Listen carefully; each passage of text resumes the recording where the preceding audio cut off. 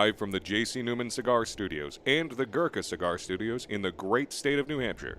Welcome to the Smokin Tabacco Show with your hosts, Matt Tobacco and Pat Chamberlain.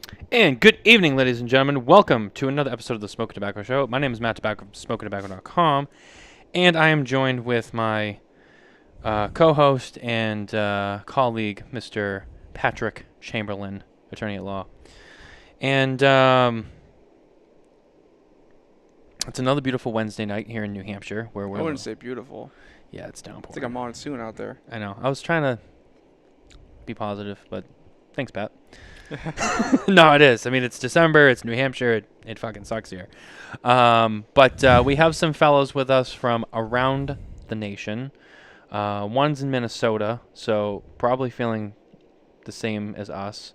One's in California, and the other one's in Texas. So those two probably having a much better day than we are. But it's our media roundtable show. Very excited about this. Had this on the books for a while. We had to have a couple of roster changes at the last minute, but that's okay. We still made it, and we're all here and ready to go. So let's bring in our fellow people to the show here, our guests, so to speak. I don't know. They don't really feel like guests tonight, because they're kind of, I don't know. It's not like an interview, Yeah. But they are. I guess they're guests of the show. But they're people that we all know and love here in the cigar media. Let's bring them in here. From Halfwheel.com, it's Mr. Charlie Minato. From How About That Cigar, it's Matt Ty. And from Developing Palates, it's Mr. Aaron Loomis. Gentlemen, hello. Good evening. Happy birthday. Thank you. Thank you. Happy birthday. Thank you. I'm feeling older and older every day. It's typically how it works. Yeah, I know. It's really starting to tack on. Once you get over 30 and you have kids, it starts to really weigh you down. But anyway, just gotta keep. I hope that someday I have like the Matt Ty blessing, where like people don't know that I'm in my mid-50s, and they're just like, "Oh shit, really?" No, only when they see me try to get up out of a chair, they're like, "Oh yeah, he's over 50." I remember when I realized how old you actually were, and it was when we were all in Florida for the Great Smoke, and we got home to our Airbnb, and it was still like kind of early in the afternoon. And I remember you sat down on the couch and you passed out for over an hour, and I was like, "Oh yeah, there it is." Oh yeah, I was gone. But anyway, I joke. Guys, welcome to the show. It's the Media Roundtable show. We have a couple of our segments that we'll hit to start off the show, and then we'll kind of get into some topics and discussion. So without further ado, let's start this off, which I think, I don't know why these are all not here again. It's done this like 2 weeks in a row now. I have them all set up, and then when we go live, it loses them all. But anyway, it is our Two Guys Cigars, the number 2 Guys Cigars.com segment. That's right, the number 2 Guys Cigars. All of our cigars brought to you by the number 2 Guys Cigars.com. Head over there today for an amazing selection of cigars and accessories. Brands you know and love, maybe some that you haven't discovered yet. Buy some stuff you haven't discovered yet. It's what we always say.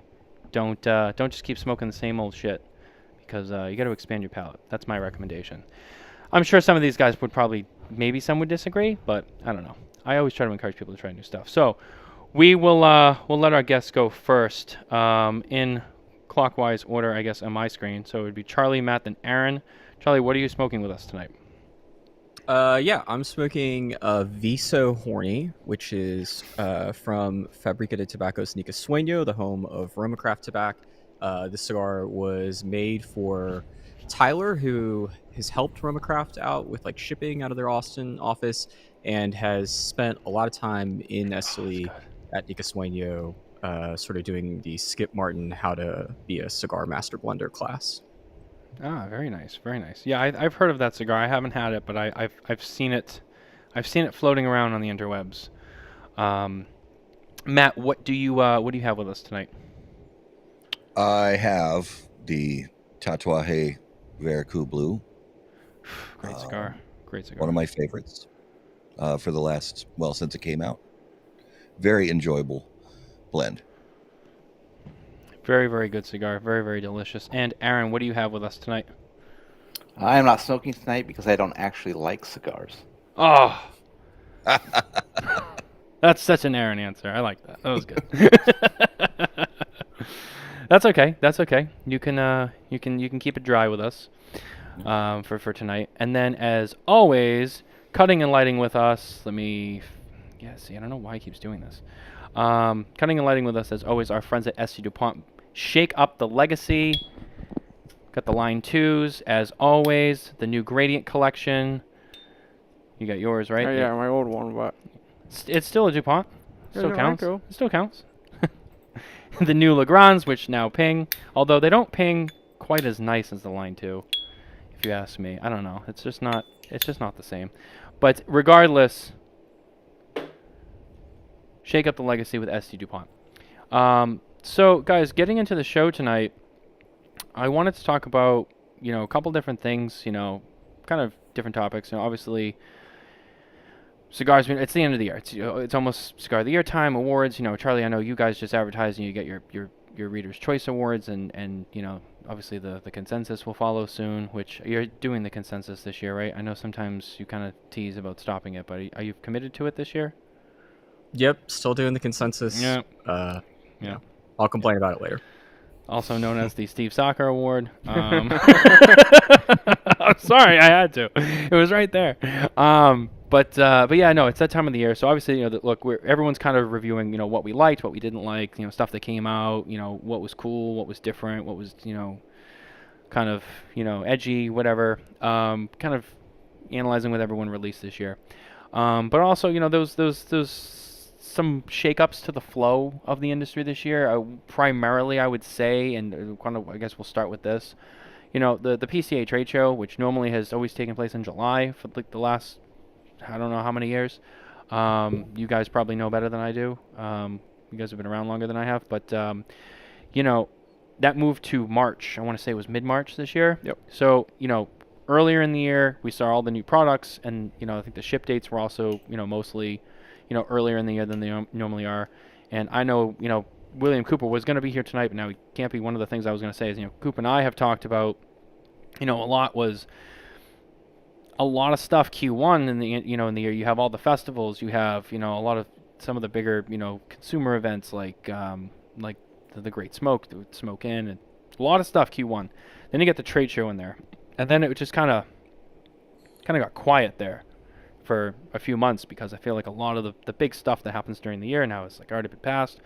All the new products were showcased at the trade show. They started shipping within the few months after that, and that first kind of Q2 kind of going into Q3, it was kind of quiet because a lot of stuff had already been done for the year. So I guess one of the things I wanted to start with was what did you guys notice in terms of, and it doesn't have to be anything specific, but with the trade show moving much earlier in the year, is there anything specific you guys kind of noticed that really affected the industry in terms of product releases or just shipping or behaviors that retailers had? From people you've talked to, people like it, people not like it, was it better? I guess we'll start the night with that topic. And anyone's free to jump in at any point. Unless I need to pick on somebody, then I will. I'll say that maybe it changed the dead zone for cigar releases. I think usually it was kind of like May, June was like kind of a dead zone, and now it kind of moved to, I think, I'd say maybe September, October this year was kind of where we had it. I think there's probably because some of when it was in July, you'd get late releases in the year that weren't shipping at the trade show like they were supposed to, and they ended up being kind of an October, November release. So I think it just kind of shifted the dead zone a little bit. I don't know if you guys noticed that Charlie, when you were trying to track down cigars, that there was like that window where there was like nothing new showing up at shops. Yeah, I mean, certainly, I think the dead of summer was, right around when the trade show historically has been early July was a bit quiet. And certainly comparatively, it was massively quieter.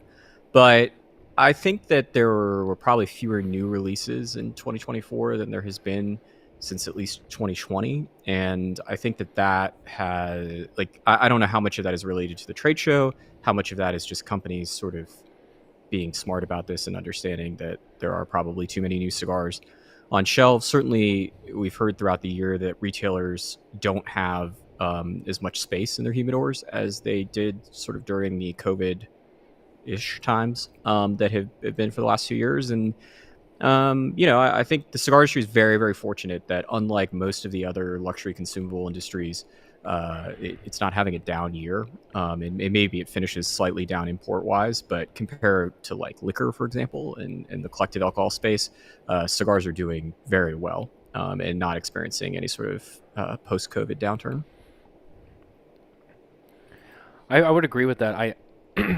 I remember talking about it, after the show, and then, you're very good at staying on top of a lot of the releases. I know you guys have your master list or whatever, but, kind of keeping track myself going through, and it did seem like there was a lot less releases this year, especially compared to the last 2 years or so,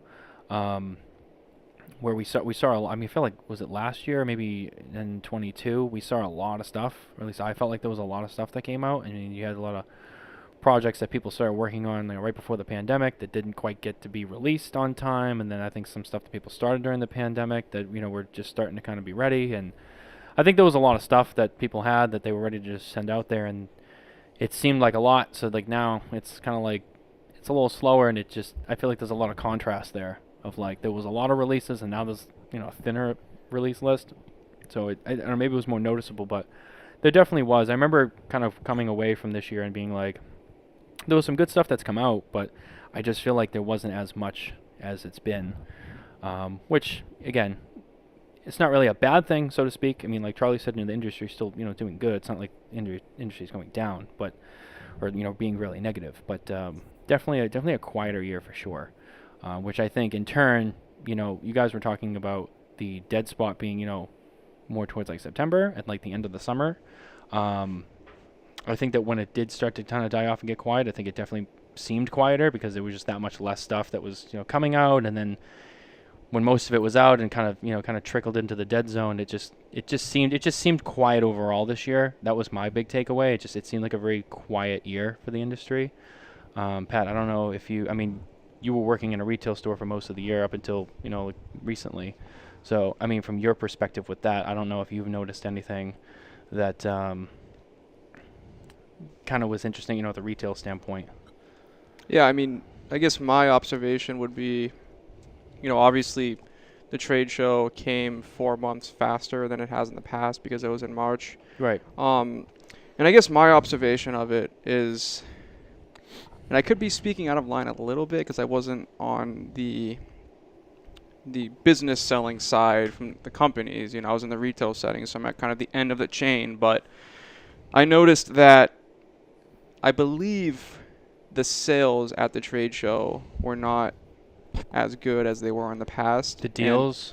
No, just like the amount of money that companies generated during the trade show. Oh, okay, yeah. And yeah. I found that kind of sprinkled into the year. And I feel like a lot of the communications with reps were more of being behind and trying to hit targeted goals. And I don't know if it's because of expectations were raised because of the boom that we were in for goals, or if it's because the sales overall at the show were down. Again, I wasn't there, so I'm speaking out of line in that sense of what they were at the show. But I've just noticed, like, leading up to this point now, like, there's still a lot of pushing to meet numbers, and typically this is when retailers stop buying, because in a lot of states this is tax season. But Right. So the fact that I'm noticing that that's an effort still tells me that the sales aren't quite where the companies want them to be. So I'm not sure if that's because of the trade show or if it's just because of, we're slowly kind of at that top of the peak and we're coming back down a little bit. So I don't know if the expectations were raised too high and they're just not quite getting there, or if it's because of the trade show being at a different time this year.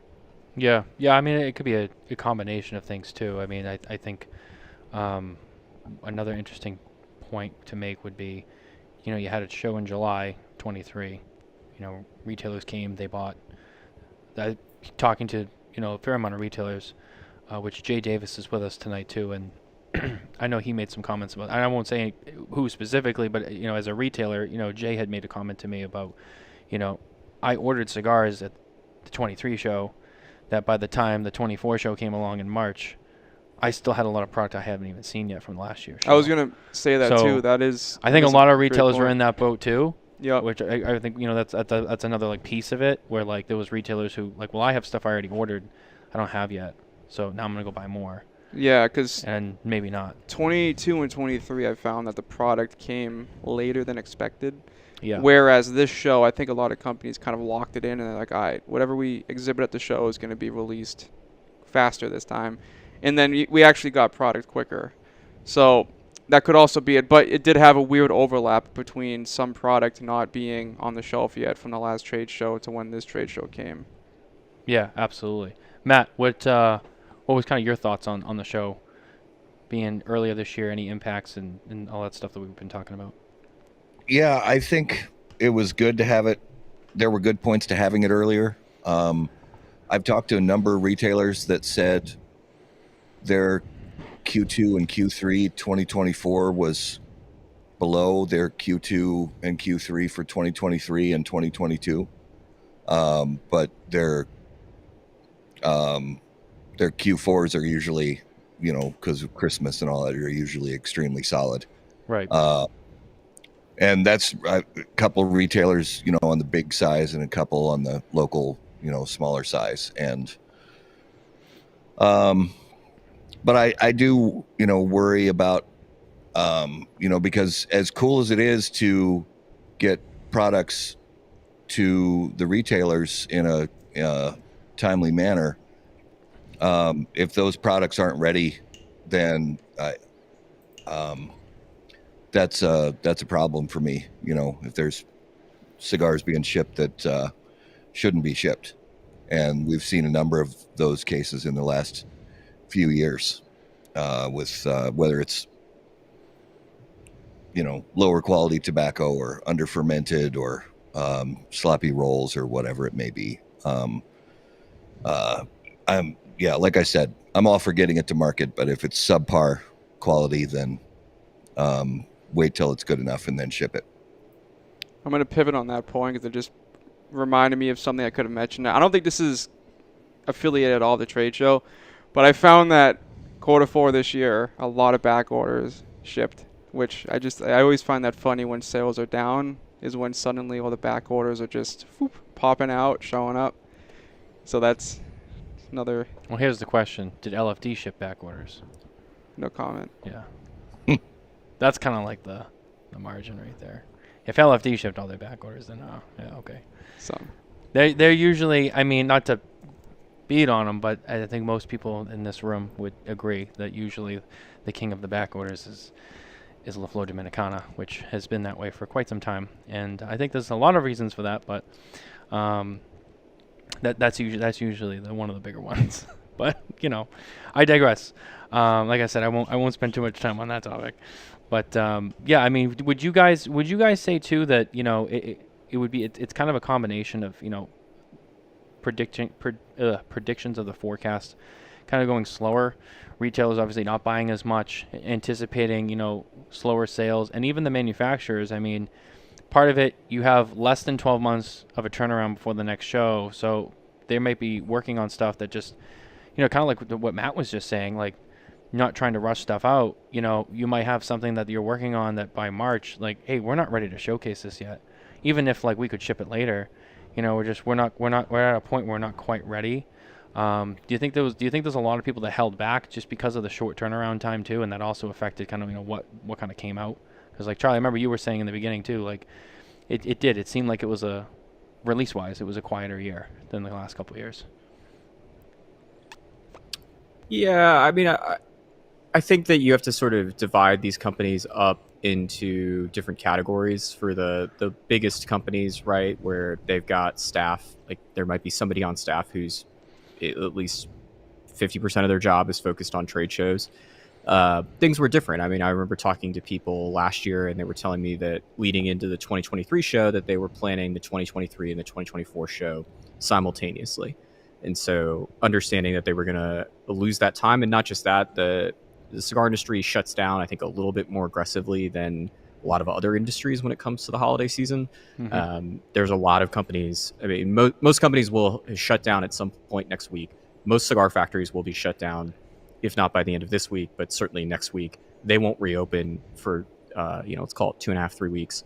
And then that just sort of creates a gap because most of them are in Central America. So by the time the product starts shipping, really talking about the second week of January at the earliest, and that's assuming it's air freight and not going in cargo ships.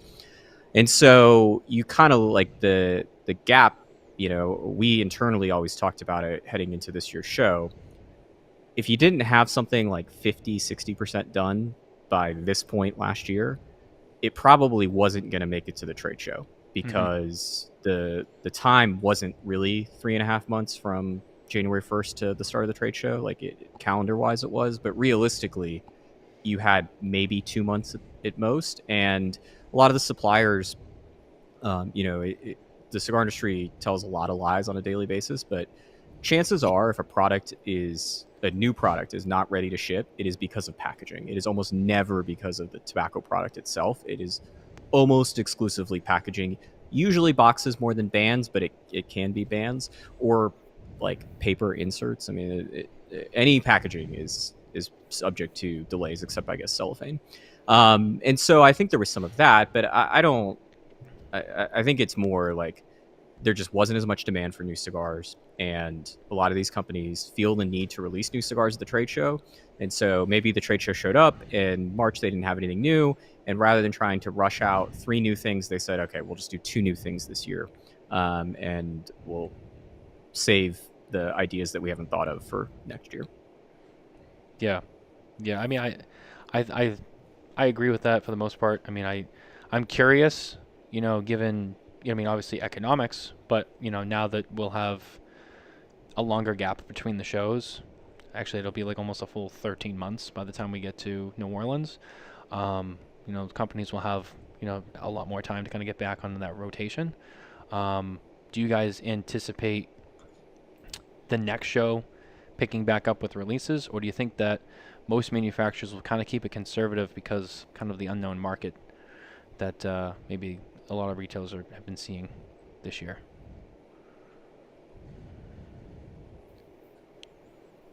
I think the latter. Yeah. Yeah. It still kind of stays quiet. Yeah, I mean, I don't know how critical the manufacturers are of this upcoming trade show. I know there's a lot of question marks with how it's going to be this year. Yeah. So I think that alone might be something to kind of pose more of a conservative approach to the trade show. But then also, again, with the slight decrease in numbers this year, that might also be something that's factored into that. But I guess I don't know. It's kind of a wait and see what happens. But if I had to guess, I'd say the latter for that. Yeah. I mean, that's kind of what I was thinking too. I don't know if any of you guys have any comments you want to add to that specific point. My gut reaction is that it's gonna stay similar to 2024. Yeah. In 2025, that it's not gonna be like radio silence, but there's not gonna be as much new product, but they'll make up for it by the lesser amount of new brands and new facings having higher prices. Yeah, we've seen some price increase. We've seen some stuff. I think Rocky increased prices on some of their new, like the gold label, and decreased some of them too. Yeah, so we've seen some price fluctuations with certain companies being a lot more than others, or a lot sooner than others too, which I thought was interesting. Speaking to some of our local retailers, they were talking about stuff that they ordered at the show, and before it even came, the price had already gone up. Yep. Or some of it, the price actually came down. So it was we bought something for less and we're going to charge more, and then vice versa, which I know was something again, people around shops around here, which most people know who they are. That was kind of the feedback that I got too. And I mean, you worked in a shop, so I'm sure obviously you know that too. But yeah, I mean, it's an interesting time. I think that people kind of got excited with that like post-COVID little boom that was going on there, and I think there was a lot of reasons for that. But life has got back to normal, and obviously economically things haven't been as, I want to say the word strong. I mean, usually an election year, especially too. People usually kind of pull back, but just in general, prices have gone up, things are more expensive, inflation, all that stuff. Consumers are being a little more cautious about what they spend. We saw a lot of cigars come out in the last couple of years that were $50 plus, $100 plus per cigar. I mean, which is great, I guess. It's cool. You have some expensive cigars, but at the same time, is there as much demand for people to spend that on those cigars now than there were maybe 2 or 3 years ago? Which I think is another thing too.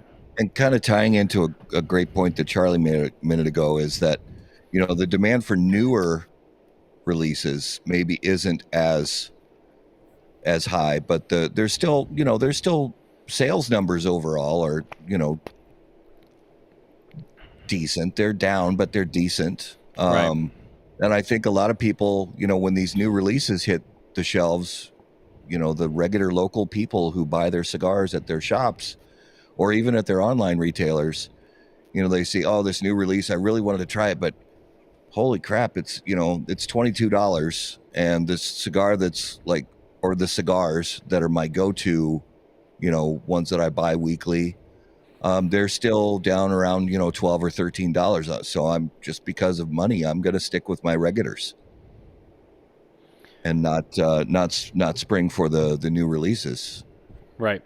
Especially like you factor in, you have shelf space, which is exactly what Charlie mentioned earlier.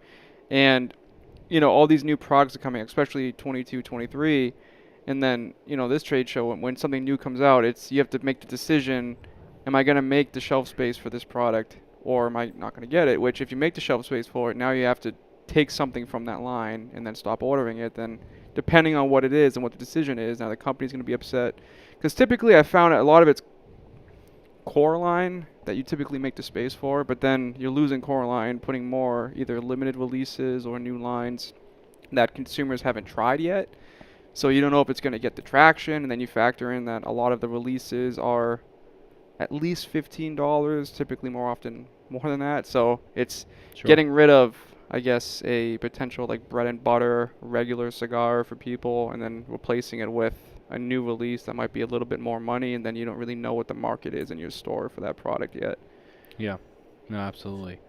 And there was a few major retailers who I spoke with, or I had third-party conversations with other people who told me a few major manufacturers who they were considering either really downsizing or completely removing because of, back orders and availability and stuff like that to make more room for, just like you were saying. And some of the names I heard, I was like, wow, that's pretty interesting. To either significantly downsize or completely remove off the shelf because of that reason. I mean, shelf space is very valuable, as I'm sure you guys obviously all agree. You have to have product on the shelf. You have to have a place for it. You got spots on the shelf you're reserving for certain stuff. If after a while it's not coming in, I mean, that space has to get filled. So you're definitely going to see companies who can't keep up with that are going to start losing some market share because retailers are just like, I got to fill that space. And I'll say it's usually when that situation comes into place, the retailer is the one that gets the brunt of the negative comments about it, as if we're making the cigars. But it's always like, what do you mean you can't get it? I saw it here or here. What do you mean you can't get it? Blah, blah, blah. And it's always, you can never really explain, well, the back order, but then they come in 2 weeks from that point, same thing, it's not there. Well, what's the excuse now? It's still back order, we don't have it. It becomes more of an aggressive conversation, and it does become difficult for the retailer to keep trying to explain that to a customer that's getting more and more frustrated as the weeks go on. Yeah, and that's, we've had that conversation, recently, and it gets to a point where I don't blame the retailer. If you have customers that are consistently coming in and looking for something, and they're looking at you like it's like it's on you. And especially if other places have it. Yeah, too. Yeah, that's another big part of it too. It gets different when it's like nobody has it, which there is some of that too. But yeah, especially in that instance where if other people have it, you don't have it. And it's not on you. The manufacturer's not getting it to you. Eventually you're going to turn and say, hey, listen, I'm just not going to stock this anymore because too many people are asking for it. Because they have enough to ship some of it, but they don't have enough to satisfy all their accounts. Yeah. Yeah, and it's funny, Jay Davis is with us in the comments, and he's made a lot of interesting comments. We saw our weak Q1. In our best summer in a decade. LFD shipped us more product this year than we have gotten since they won Cigar of the Year, and Fuente caught up on almost all back orders since 2016. which is interesting. Those are two of the bigger names with back orders. So that's interesting to hear from Jay. Yeah, Jay, did any back orders show up at the end of Q4? I'm just curious. Yeah, I'm sure he'll chime in. He's usually pretty good with that. Kind of getting away from discussion of this year's trade show.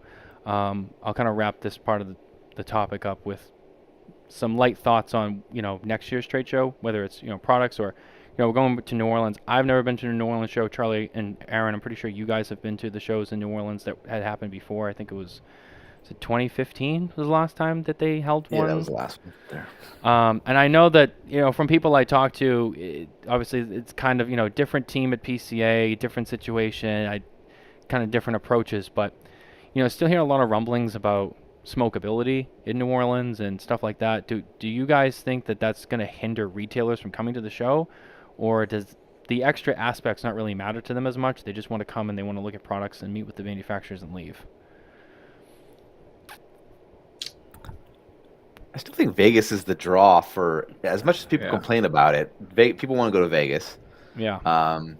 So I think attendance will probably maybe be flat or down just because of where it's at, but I don't think it has anything to do with New Orleans itself. It's just that it's not Vegas. Sure. So I mean, the PCA seems like they've been working a lot to try to make sure that there's smoking locations and the contingency plans for weather, and working with other brands to put together events and things like that. It's just that it's a very disjointed location. That's not as easy as Vegas is to keep it together. Mm-hmm. Plus, last time we were in New Orleans, companies I think spent a lot more money on their after hours events for larger groups, I guess I would say. And I'm not sure if they're going to be putting the same amount of funds towards that this year, unless they are working together to team up to do it, or there some other sort of way that if they're using spirit brands to help kind of add on to that. But that's kind of how I would see it. Yeah. Charlie, what do you think? Yeah, I mean, it's the beauty of Vegas is that if you're inside of a casino, except I guess Vidara and Park MGM, all of them have at least a smoking area on the gaming floor, which typically means that there's a bar, and so you don't need a dedicated cigar spot. Whereas in New Orleans, smoking is banned in restaurants and bars, and so there are cigar bar licenses, but they're not set up to handle 500 or 600 people. Just quite frankly, like the cigar bars that are inside of major casinos in Vegas aren't able to handle 500 people. And so you'll be able to smoke on the show floor, and the PCA is very concerned about making sure that messaging gets out. They're very sensitive to that. And they had a conference call with the media in the last week, and they talked about some of the efforts they're doing to try to have after hours smoking areas, and like Aaron mentioned, with the contingency plans for weather. But it's nothing like Vegas, where you can walk out of your hotel room, not even get to the trade show floor, light up a cigar, violate the smoking rules, walk to the trade show floor, smoke cigars all day, try to sneak one back and violate the smoking rules again, go to the cigar bar. Yeah. You can do that all in one roof. Don't even have to walk outside. And in New Orleans, that's not going to be possible.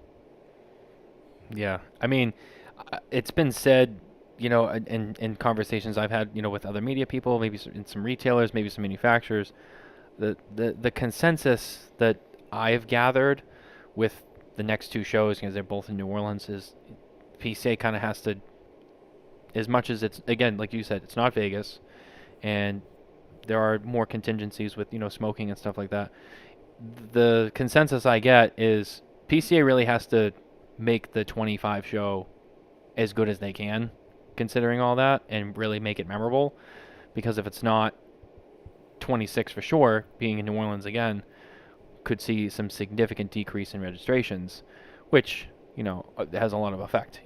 Retailers are not going to the shows, they're not buying as much product at the show, maybe getting deals or whatever manufacturers have offered. Manufacturers might not bring as much to the 26 show if they anticipate there's not going to be a lot of traffic there, because people don't want to come back. And from the rumors I hear is that they've said they want to be in New Orleans for the next couple of years and then go back to Vegas, which I think is what I think most people want to see happen eventually. Even though, like Aaron said, people bitch about it, but at the same time, it's like there's a convenience factor to it. Like Charlie embellished on. As much as it might, Vegas is not what it used to be, where everything was cheap. It's a lot more expensive now. But in July, it's hot. But I mean, New Orleans is going to be more expensive. I have news for everyone. Yeah. I think so. I think so too. Because the other thing that kind of came out after was, at the same time as the trade show, there's the French Quarter Festival happening at the same time. So you're talking like another million New people Orleans coming. is just going to be more expensive. There's not as much hotel rooms. There's not as many hotel rooms. The hotel rooms and the whole hospitality business in Vegas is not. It's very real, obviously, but there's some artificial factors with the gaming aspect that help to lower a lot of these costs if you're looking for a more value-based experience.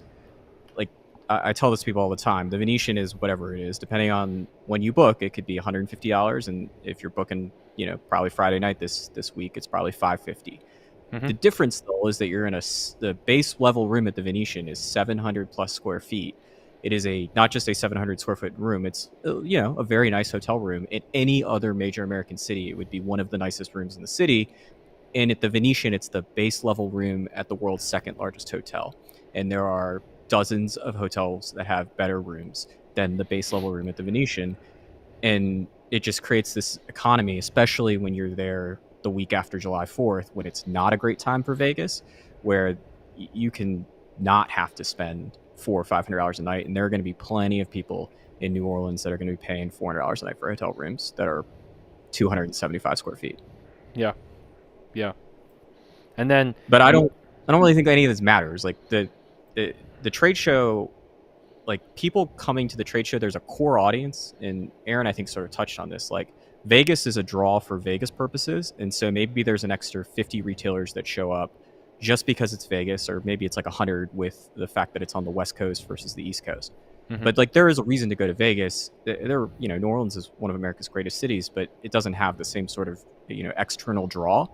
But if retailer shelves are empty because they're selling through cigars a la 2020, 2021, the retailers are going to be motivated to get on a plane and go have face-to-face meetings and go try to find cigars.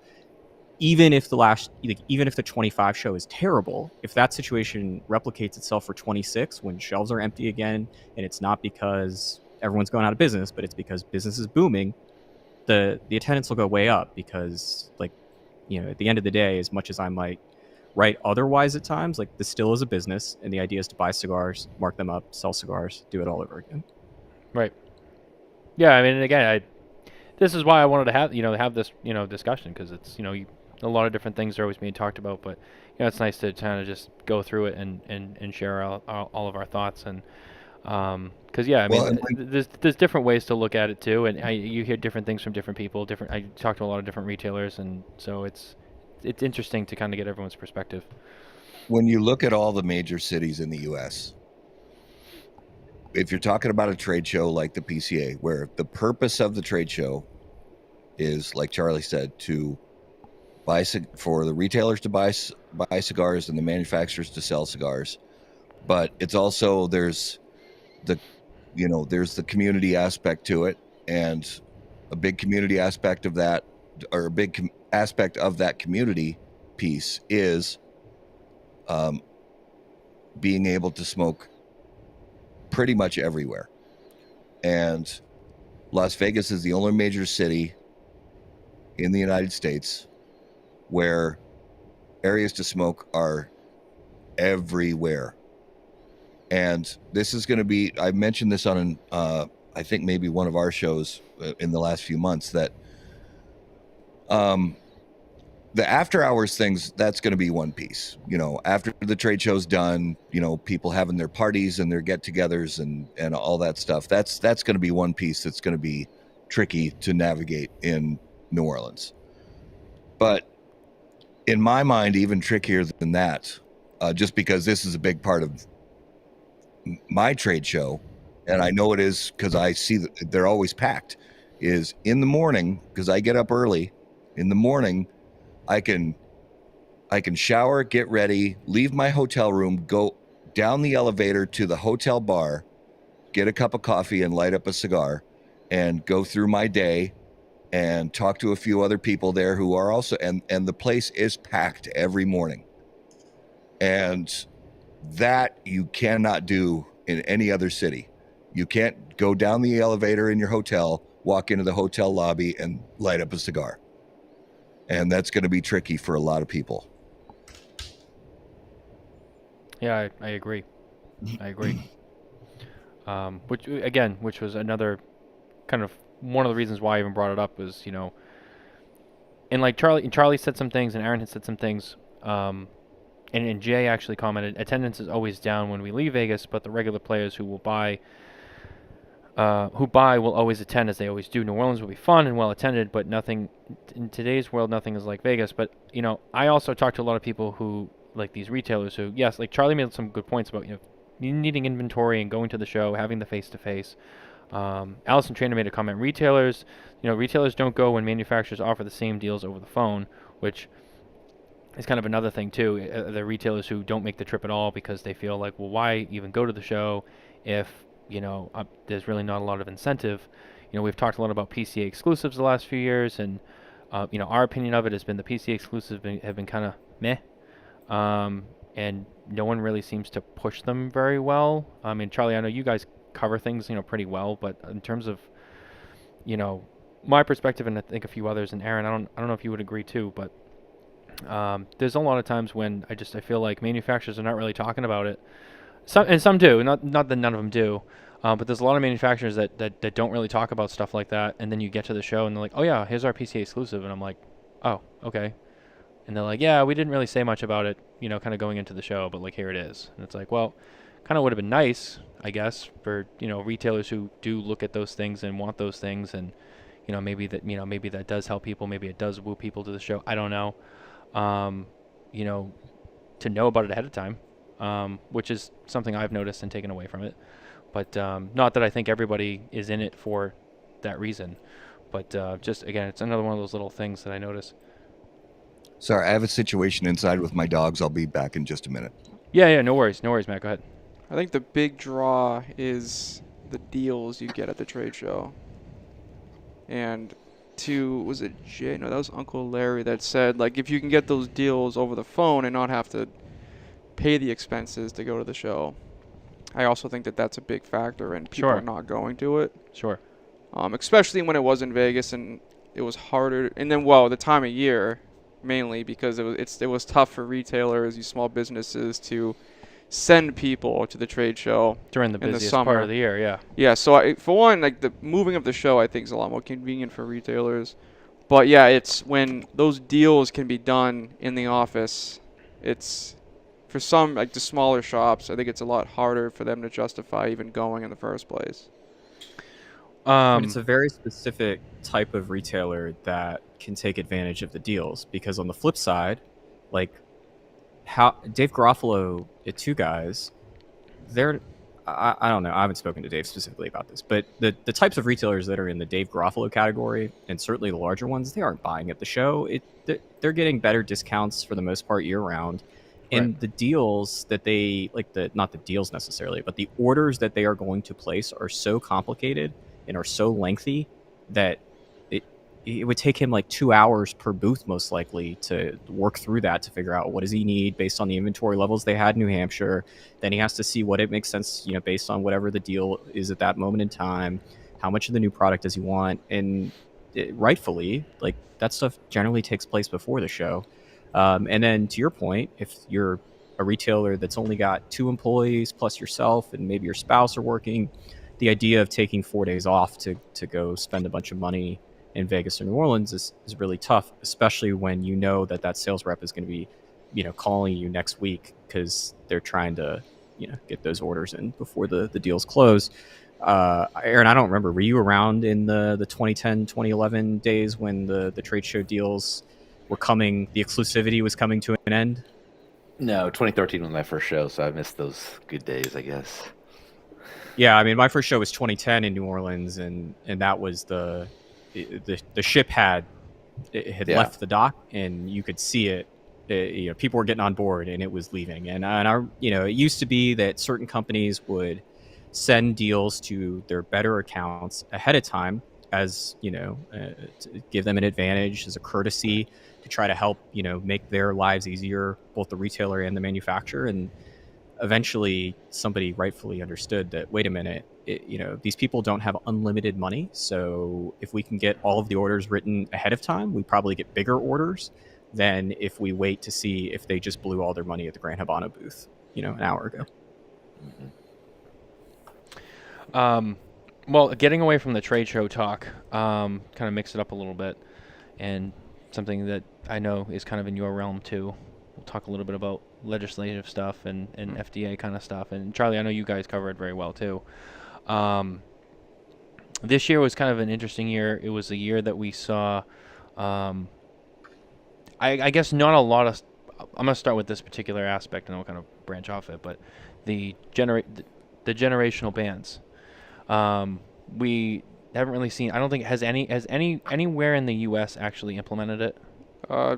Brookline, Mass. Is that really the only one? Has anyone else actually done it? They've proposed it. I believe a statewide ban's proposed. No, Brookline passed it. Yeah, I believe Brookline's the state in now. effect. Yeah, the state of Massachusetts has proposed it. As California, actually, that one California got voted down, I think already. Did it get voted on yet? I don't know if it got voted Charlie, on yet. do you know if California's, because I think at the state level, California was introducing one. There is no state that has passed a statewide generational tobacco ban. It's so. There are 5 that have gotten legislation. Offered. I don't know which one got the furthest. My guess would be Hawaii, but some of these got introduced and went absolutely nowhere. I mean, most of them do. Yeah. It's something, though, that, we talked a lot about the meta decision with the FDA that, came down last year, which, was kind of a big deal, and the FDA filed their appeal. That's been kind of a big thing in itself. But one of the topics that I think has come out of that decision was, okay, so the FDA or, states or whoever, maybe they lose that battle, but okay, they find other ways. So a popular thing that's been this year that seems to keep coming up and being talked about was these generational bans. We've seen them in other countries. Now we're starting to see them, being proposed or talked about here in the U.S. Brookline, I think, is the only one that's really gone in. So, but the point is it's now being a topic of conversation, and more states are like, like Massachusetts, just said that they were gonna, introduce that bill of like, we want to go for a generational ban statewide. Is this something that, I mean, I guess it's really not if, it's more of a when, in my opinion. I think eventually you're going to see this become more aggressive, but how fast, in your opinions, do we see this really become a thing where it's like they're starting to pass and the inevitable downfall of the industry, because eventually you just age everybody out? So I think the best way to kind of look at it is just by looking at the indoor smoking bans. So it started off, I believe, in California, and then everyone was kind of like, oh, look what California's doing. You can't smoke indoors in restaurants, blah, blah, blah. And then suddenly it spreads throughout the country, and now, unless you have a specific license, which is an exemption to state clean air acts, you can't smoke indoors. So looking at it from that lens, generational smoking bans, I feel, are going to get more scrutiny just because of the nature of how evasive it is to someone's rights. But I think it's very likely to see that a lot of places will start passing it. Statewide, I don't think it's going to, I would like to think it's not going to be that much of an issue statewide, but I think the municipal governments are going to be more apt to pass those. Town by town. Yeah, I think Massachusetts, you're going to start seeing municipalities proposing and possibly implementing those kinds of regulations. State level, I don't think that's something. I would be shocked if I saw a state ban anytime soon, just because, I don't know, just from how they've been going so far, I'd be shocked if that happened. But I think if a lot more municipalities start passing it, that's going to be when you see a state possibly pass something like that. Yeah. Charlie, I know you cover a lot of this stuff pretty well as well, and I was wondering if you had any thoughts on that as well. Like, from what you see, do you see this really becoming more aggressive, or do you think kind of more like what Pat was saying? No, I guess disagree with every part of what Pat said, but I think what is likely going to happen, I'm not an attorney, whereas Pat is, but if I had to guess, I think what will happen is, yeah, there will be more municipalities that try to ban it. Some will do it. Most probably won't. I think that there's a very good chance that Massachusetts is, it's either going to be Hawaii, Massachusetts, maybe California, but probably Hawaii or Massachusetts would be my bet on which state does it first. I don't see a world where it would survive a Supreme Court challenge. I'm, again, not an attorney, but given the current makeup of the Supreme Court, it would just seem like the idea of that surviving an equal protection claim would be farcical. And that could then put an end to the generational tobacco bans. And I think that's probably how this goes, because I can just see a scenario where this goes to the Supreme Court and one of the justices says, well, couldn't we do this for guns? Because there are, age restrictions on guns. Couldn't we do this for alcohol? Because there's age restrictions on alcohol. And that'll be the end of this. So to that point, I will say the argument that would be posed for this would be economic due process, which presents the lowest level of scrutiny, whereas the right to bear arms is kind of a modified fundamental right. It's not quite strict scrutiny. They use more of a understanding of historic context when it comes to right to bear arms. So it's a higher level of scrutiny than just your intermediate level. But when it comes to where tobacco would be, it would be rational basis, which is the easiest level of scrutiny, and that just shows essentially a logical relation between the regulation and the means that they're trying to achieve by it. Now, I think because of how drastic this would be, I think that the court would be more likely to kind of put a little bit more bite on that scrutiny. But argument-wise, just from like the basic legal standpoint, it's a tough argument, which Brookline, Massachusetts economic due process was argued, which the Supreme Judicial Court in Mass upheld that argument under economic due process. Yeah, I feel, and Matt, let me get your opinion too, because I saw you over there kind of nodding along. Yeah, I don't think that the generational bans have legs for any broad outreach. Whether we're talking, I mean, don't get me wrong. Yes, I do believe that there are going to be states that that actually do this at the state level and pass it. But then, like Charlie said, I just don't see it holding up because it will end up going then to the U.S. Supreme Court, and I just don't see it holding up because it's equal protection. What's legal for one is legal for all. We're talking adults here, but if it's legal for one, it's illegal for all. If it's illegal for one, it's illegal for all. Kind of thing, and I just don't think it has legs. Yeah, very interesting. Yeah, I wanted to bring this up specifically because it's legislation and FDA and regulation, all that stuff. It seems to be one of the hotter topics this year of these generational bans that we keep hearing about, and I feel like every week I'm hearing about whether it's a town or it's another state that's mentioning it. Like Charlie, I saw you put out something on Peabody, Massachusetts, not too long ago, which is a town. I know that your family was from Malden, or your mother was from Malden, Massachusetts, which is near me. I once lived there. Yeah, my dad grew up there, so I know it a little bit. So, but yeah, Peabody is a town that's 2 towns away from where I grew up and where my wife works. So it was interesting to see that. I hadn't heard about it until actually I saw you post it, and I said, "Oh, Peabody, Massachusetts. That's okay. That's interesting." But and again, I think that one got shot down as well. So, but it's interesting to see them pop up, even if they don't go anywhere. It's interesting to see that people are trying to make this a thing now. Or like, oh, let's try to propose this and let's try to push this. One of the other things that we haven't really seen much with outside of, I would say, general advertising law and stuff like that. But another topic that I hear being discussed is the FDA coming after us specifically, the media, the bloggers, with covering cigars.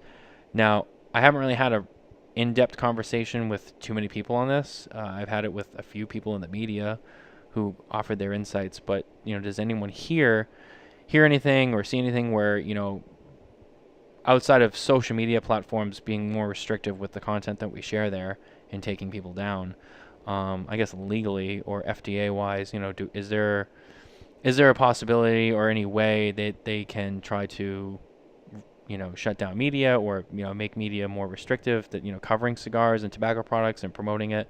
Or is that also just kind of a pipe dream for them as well? Well, Sorry, if there can was you- going to be any kind of a stretch to try to curtail cigar media, whether it's print or online, I don't think it would be the FDA that would be that would get the baton to run that race. I think it would be some other. Yeah, I mean, governmental what's the explanation of this scenario for FDA going after cigar media? From the few people I've spoken to about this topic where it's come up is that, okay, well, cigar media and bloggers and YouTubers and people like that, promote cigars and tobacco products, and advertise it and stuff like that. It's another tool of, restricting us to, eliminate promotion of tobacco products in hopes of, killing the industry. That's a topic that's come up in several circles that I've been in, and so that's why and again, not that anything concrete has been introduced or anything like that, but it's a topic I've heard come up several times in different circles, of possibility, and I've heard it on some other shows, and I've heard some other people talk about it, and I've had, one-on-one conversations with people who've brought it up with me, and I just don't really feel like it's a strong possibility, but like I said, I figured I would pick your brains on this particular topic. Yeah, I don't think that's something I would imagine seeing, especially with the FDA doing it, especially when Chevron got overturned. I don't see a planet where the FDA themselves is going to be regulating free speech. And then from a government perspective, I mean, I don't think that's high on their priorities. Now, I think private companies I know private companies are putting more of a hammer on it. Like for YouTube, for instance, tobacco is becoming censored. Yeah. Instagram, I believe it's getting more censored. But, so I think from the private sector, you might start seeing some kickback with tobacco products. But from a federal government level, I don't think that's going to be something that's going to be attacked. Well, I remember that. I actually just remembered we had Josh Habersky on the show a few months back, and he was talking a lot about the platform that the PCA is working on, where everyone can kind of share. And I know Jay's watching, so Jay probably knows a little bit about this too, if he can comment. But it's kind of where it was posed to me was we have this thing we're working on, and everyone will be able to post on there and share their stuff. And if I remember correctly, the comment was made to me that, on behalf of the PCA, they felt that there would be a lot of people who would be removed off of social media, and that would kind of be, who were promoting cigars and posting about cigars, and that would be kind of the beginning of, trying to, eliminate media and promoting it and stuff like that, online, with, cigars specifically being a tobacco product, and trying to, eliminate that from that space. Well, Yeah. but again, that's not an FDA thing. And if anything, usually when it's media, you think of the FCC, but none of us publish or broadcast on any FCC regulated venues. If you're talking about YouTube and Instagram, those are independent outlets. They get to choose what content they allow or disallow. And, Halfwheel is an independent, publisher. Smokin Tabacco is an independent publisher. How about that Cigar is an independent publisher. So as far as web content, the FDA really, it's not in their purview. Right. I mean, it can be. It could be. When the FDA passed the deeming regulations, there is discussion of advertising within them. That would be how the FDA would go about this. It's very important to understand that because of the patchwork regulations that exist for cigarettes, where it was not the FDA didn't get the ability to regulate tobacco products until 2009. And so all of the existing regulations that existed, that were in effect when the deeming regulations went into effect in 2009, all of those were things that had been done either through the FTC, but primarily through a settlement known as the Master Settlement Agreement in the 90s that the major cigarette companies made with states' attorneys general. there was a massive lawsuit that was brought, and in doing so, to settle it, the tobacco companies voluntarily agreed to give up a bunch of things.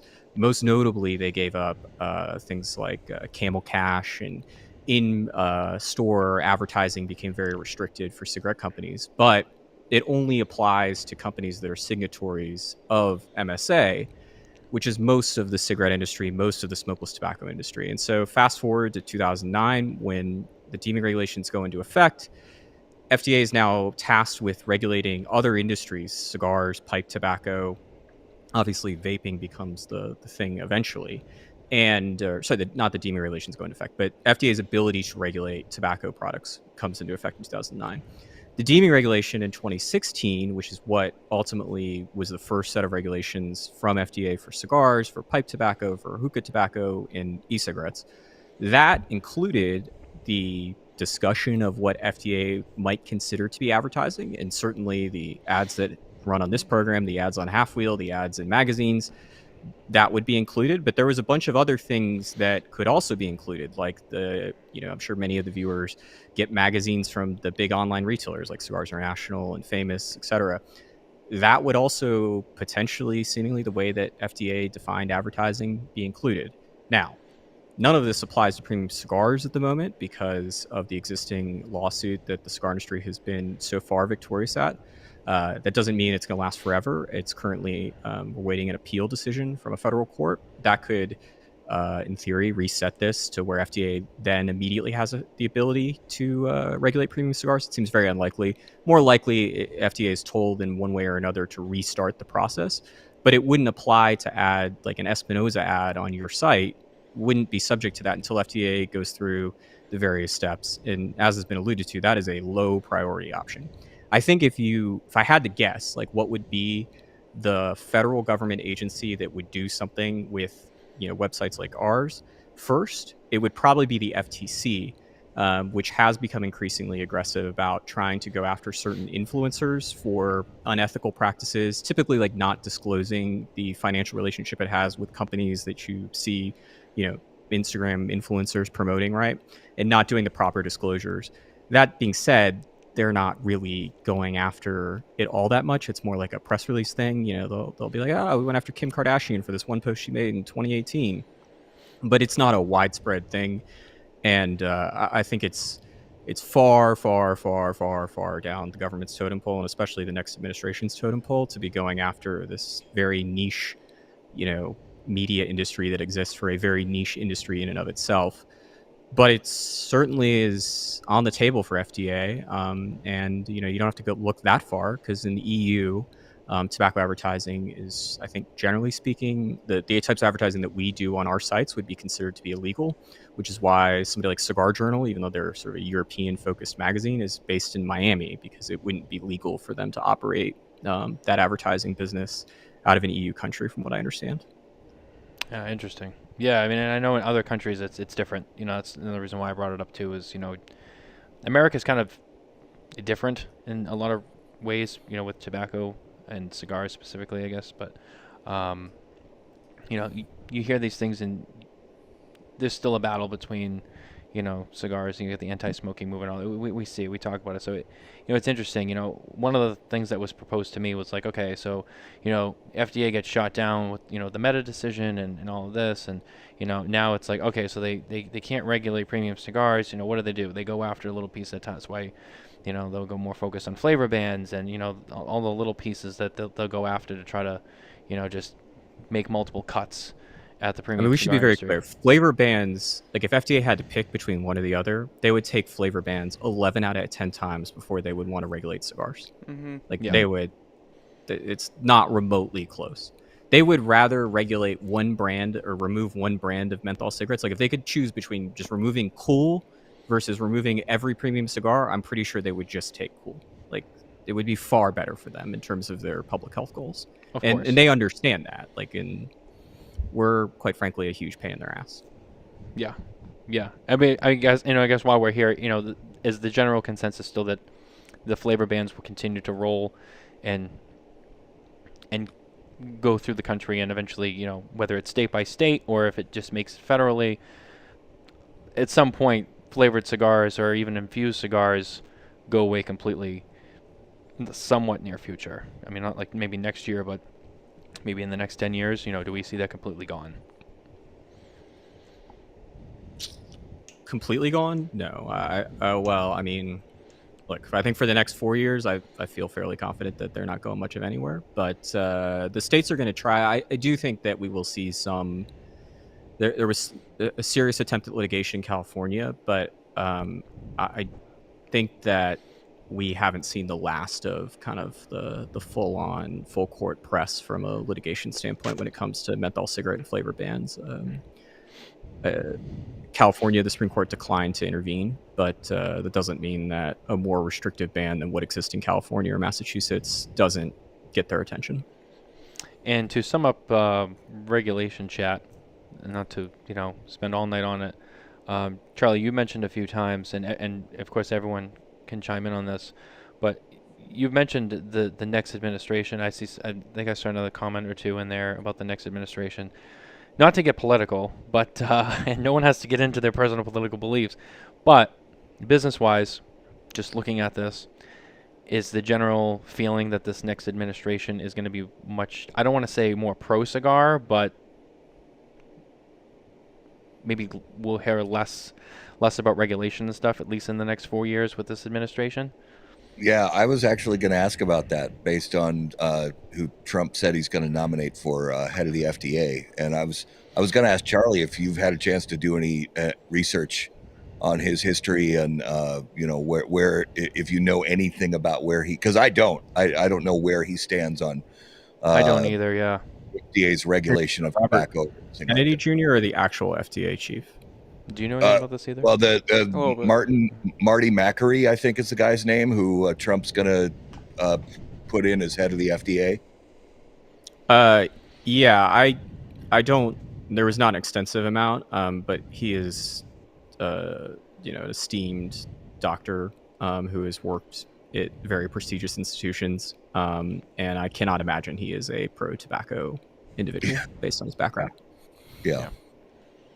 But then again, I don't think there's a bunch of pro-tobacco people working at FDA, let alone the FDA Center for Tobacco Products. But who knows? I mean, I think that one of the confounding parts in our very narrow focus of the Trump administration, the first one was that it was not the anti-regulation administration for tobacco.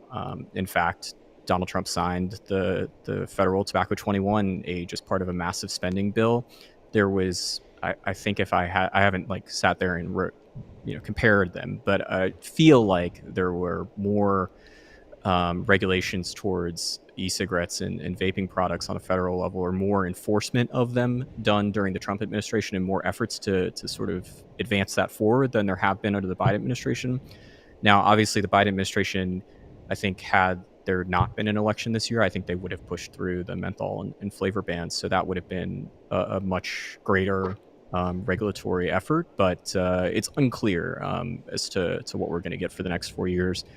I don't think, though, that the people that Trump nominates for these roles make all that much of a difference in terms of whether or not an individual action passes, unless it just happens to be a particular pet project of one of these people, one way or the other. And it doesn't seem like, with both the RFK for HHS head as well as Trump's FDA nominee, that these things would be high up on the priority list. Okay. Do you have anything to add to that? Yeah, I mean, just based off observation, I feel a lot of tobacco-oriented legislation is pretty bipartisan, so I don't really think one side favors it more than the other. Okay. And I just think, just based on the Meta decision, based on Chevron getting reversed, I don't think tobacco, especially premium tobacco, is high on the priority list for the FDA right now. So I don't think we're going to see anything massive, which goes to the conversation we've had before about this is more of a, if the industry starts self-regulating, that's going to be more apt to get adopted potentially when it's the focus again. But I don't know if Charlie agrees with that, but that's my general opinion about the matter. Okay. And the only other thing I want to add to this kind of conversation that's kind of like a tangent, and also kind of goes back to our previous conversation, Jay added, a Trump win has positives, but watch out for tariffs and Nicaragua. Trump has been very public about, doing tariffs with, other countries with, imports and stuff like that, which, he's been very vocal about. Is this in regards to premium cigars and tobacco and stuff like that with our business, which, most Dominican Republic and South America and, all those countries, is this a major concern with, the prices of cigars, or do we feel that, most of the countries that he's targeting, which China and Mexico and some of these, I think Canada, I think he mentioned too. Yeah, Canada was definitely mentioned. Yeah. So is the Dominican Republic and Nicaragua, are they high on that food chain, or is it more he's targeting specific countries the most, or is it kind of everybody? And if he does go after everybody, how does that, affect, obviously prices of premium cigars could go up because you have all these, additional, tariffs and costs that get added on, which always gets passed down to the end of the line at the end consumer paying the price of the cigar in the store. Are tariffs affecting the price of cigars, in everyone's opinion? Is this a realistic concern, or is it maybe it's a small fish compared to, China and Canada and Mexico and some of these other countries, in Asia or wherever, where we're getting much more imports that the average American really, it affects.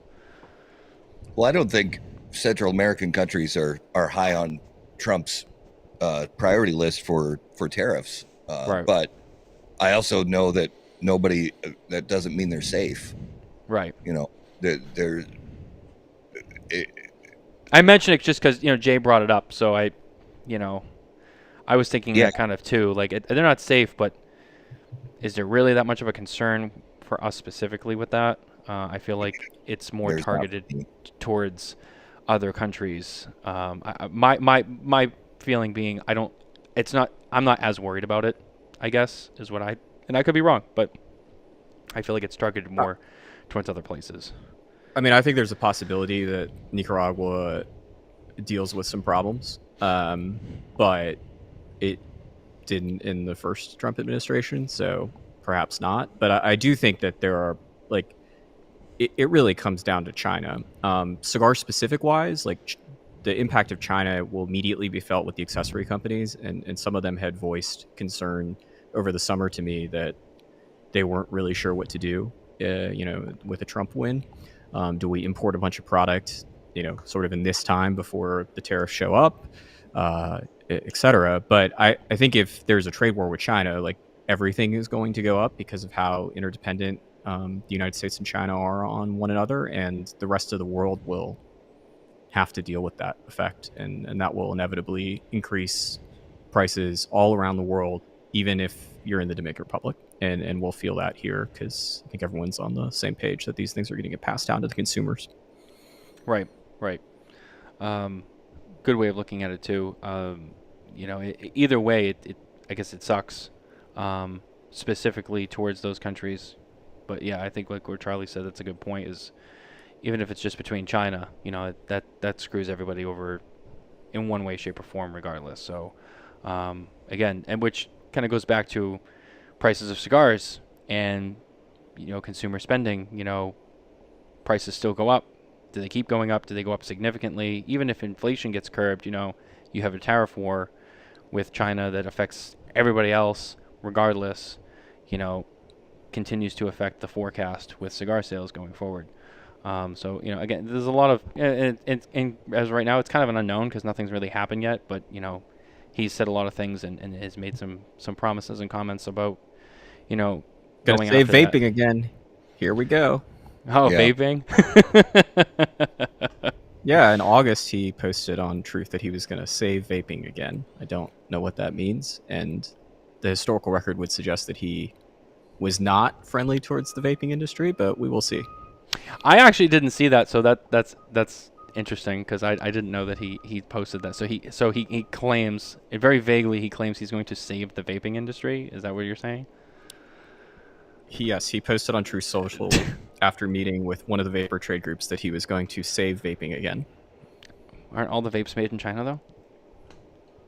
I mean, there are a lot of problems with save vaping again. I think the entirety of it is confounding. But yeah, I mean, there was a lot of stuff said on the campaign trail, and it didn't.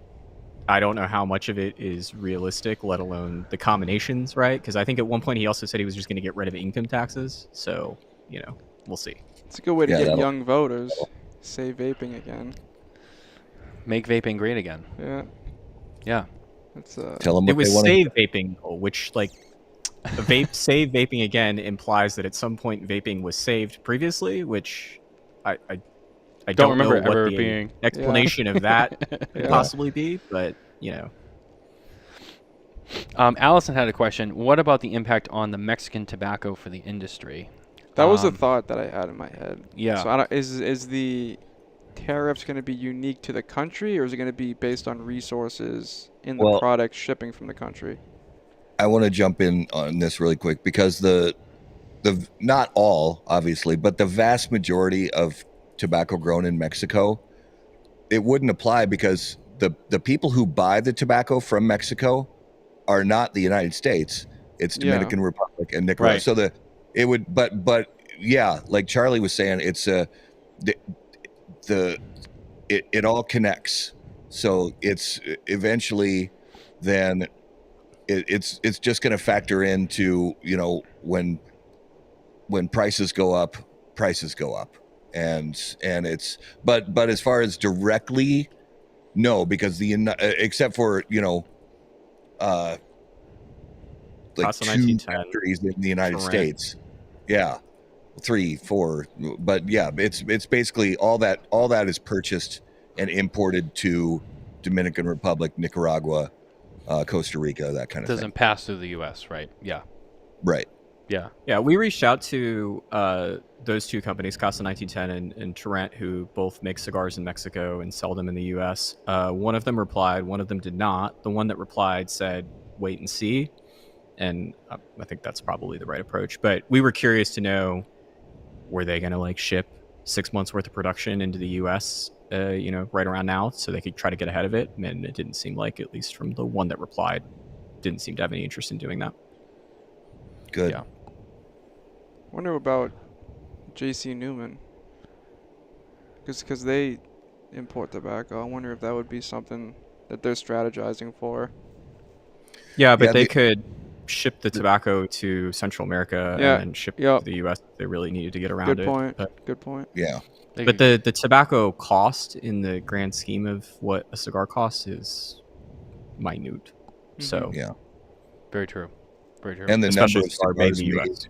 yeah, and the number of cigars made in the U.S. is Small. a grain of sand on the beach of the industry.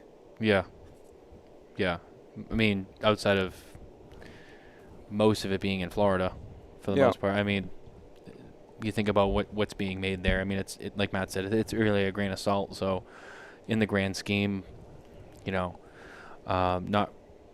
probably not really a big deal. But again, it was interesting to hear Charlie's feedback from the two companies. So one responded, one didn't. Wait and see. Yeah, I guess that's true. Wait and see what actually happens. Things get said, but what actually happens, and then where does it go from there? But I think the general consensus of this particular topic is kind of goes back to China. If there's a tariff war with China, everything will go up eventually in some way, just because it's all interconnected. So moving on from legislative stuff and regulation stuff, we do have our news we should mention really quick before we kind of get into that last chunk of the show, which our news is once again brought to you by Micallef Cigars. That's right, Micallef, black, red, and blue, the new color series. It's ever expanding. I think there's another color that they're going to be releasing next year. I can't remember for sure. I thought I heard maybe there's another color that's coming. Maybe Yellow. 2. Yellow's coming, but maybe another one too. I don't know. Maybe I made that up, but maybe I heard something. But anyway, Micallef Cigars. Check them out today. So news this week, I'm actually going to keep this in-house just because I figured, given what we're doing, I would like to let everybody know about it. Pat, you know about this. It pertains to our contest for 2025, which is going to be interesting. For all of 2025, and you can read about this on SmokinTabacco.com, we've partnered with Dunbarton Tobacco and Trust, so every month there's going to be a contest. The contest itself will be different every month We're calling this Saka Roulette. And every month, the beginning of the month, we'll announce what the contest is and how you can apply and how you can get into it. And then at the end, we will give away a box of DTT and one of the DTT mugs. For January, we've already announced what the contest is. We figured we'd give people a head start, and we've already had a pretty overwhelming response. And I have to say, there will be a show where we share a lot of these, but I don't want to give them away quite yet because I want people to keep sending in their creativity. But it's going to be the roast of Saka, and he does know about it. He already had said, no deed goes unpunished, but that's okay. So the way you can get in on this, and this will run from now until the end of January, which I think it's the 28th of January is our last January show.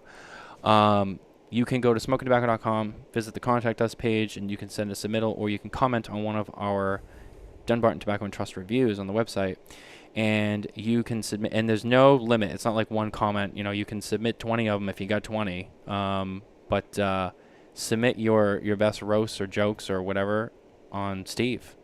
It's up to you. I'm leaving this up to you. And like I said, the first batch that we got.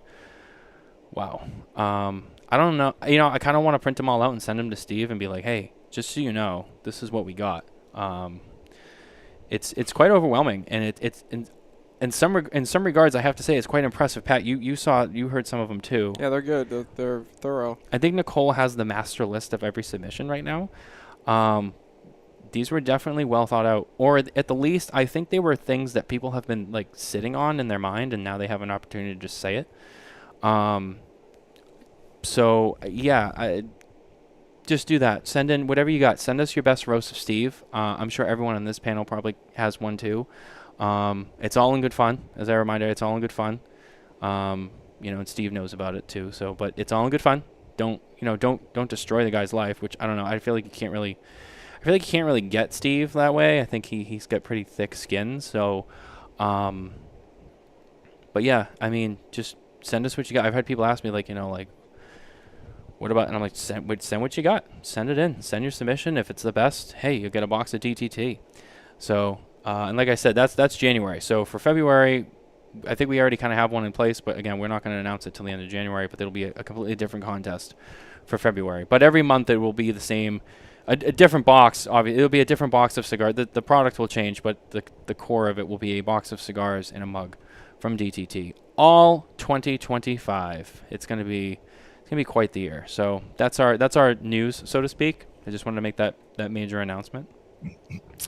Getting back to the core part of the show here, I wanted to talk about the trade show and kind of the beginning of the year and how that affected business and whatnot. We got into some regulation stuff because I think it's important to cover it. But then we kind of get into the lower hanging fruit, the basic kind of stuff. Just in general, what we thought I guess was a hit this year. Factory-wise, company-wise, who had a great year, who maybe didn't have a great year, and I'm hoping no one's shy on that part. I'm sure half of this crew probably will say some negative stuff too. But again, who had a great year, who didn't have a great year, factory-wise, company-wise, what products did we see that people were excited about? Based on what we smoked, did we smoke anything that was a flop? I guess we'll go with the positives first. We can all take turns. Matt, I'll start with you this time. I'll start with you. I'll kind of put you on the hot seat. What did you see product wise, company wise, just in general? What was some of the bigger stuff that happened this year that you liked?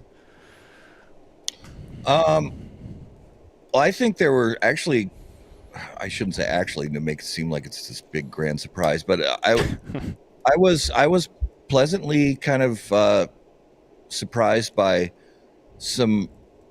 a really good year in my mind from a quality perspective from the big conglomerates, from General Cigar and from Altadis. So I think there were some really good releases, consistent good releases from those companies this year, and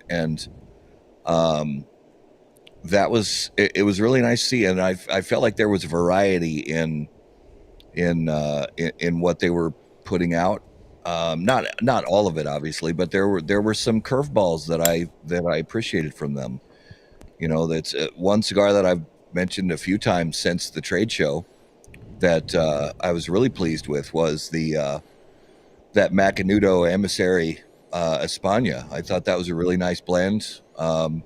Way better in this Robusto size than the other Vitolas, but I was really pleased with that blend. I think Aventura deserves a lot of credit for having the factory fire and rebuilding and coming back pretty strong. They're definitely struggling with production numbers, but you can't really blame them considering having to kind of start from scratch. So I think they did well with that. And I think Espinosa had another really good year. The Guy Fieri train is still rolling along really strong, and I don't think that the momentum is going to keep going as strong forever, but they are making the most of it while it's hot, and I think that's a really smart decision on their part. But those are the ones that really stand out for me as far as positives. There are definitely there are dozens of other positives, and some negatives that I'll maybe talk about in a minute. I want Charlie to say positives first. All right, Charlie, it's all on you now.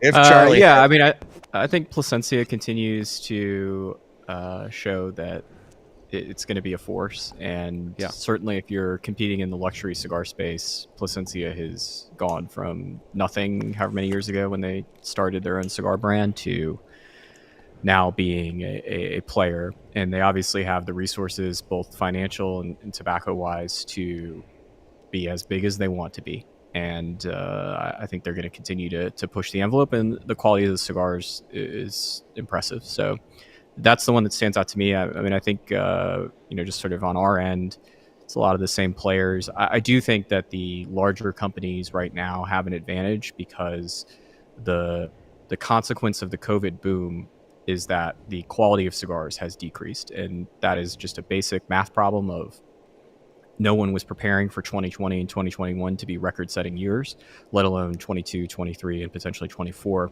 to outpace them. In fact, they were heading into 2020. I mean, in Q1 of 2020, there were layoffs at factories, before COVID became a real thing that became clear that we were going to have to deal with globally.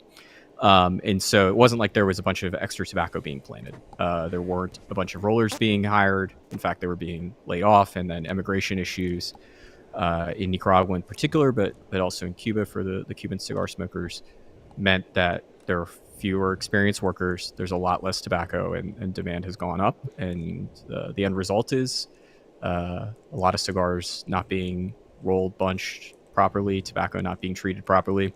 And for these bigger players that have lots of tobacco inventory, it's just sort of easier to handle that versus some of these small factories, smaller brands that don't have as much control of their own tobacco.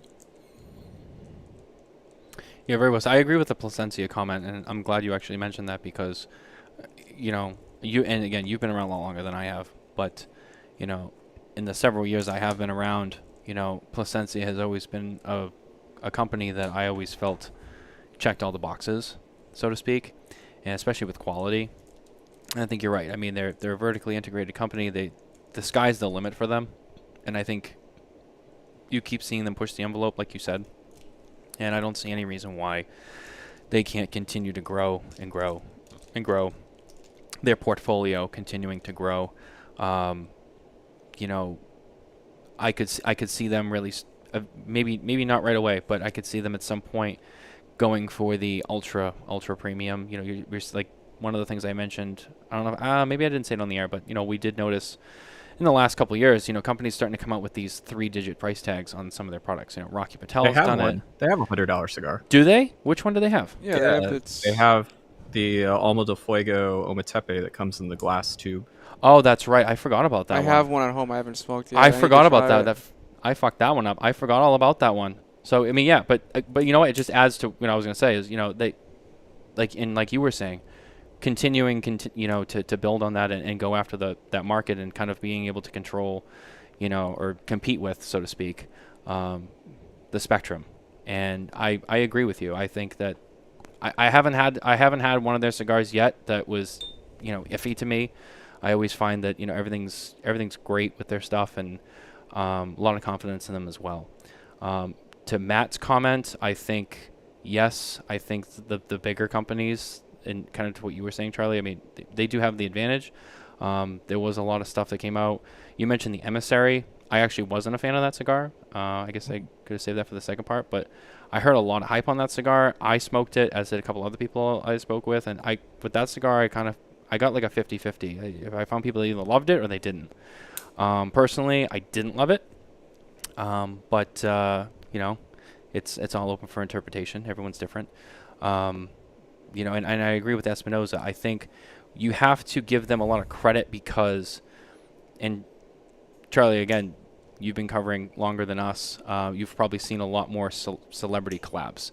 And the consensus that I get from a lot of people who've been around, such as, William Cooper from Cigar Coop, is about, 90% of those, 95, maybe even 99% of those have never really been quite a big deal or super successful. They've kind of come out and just went away.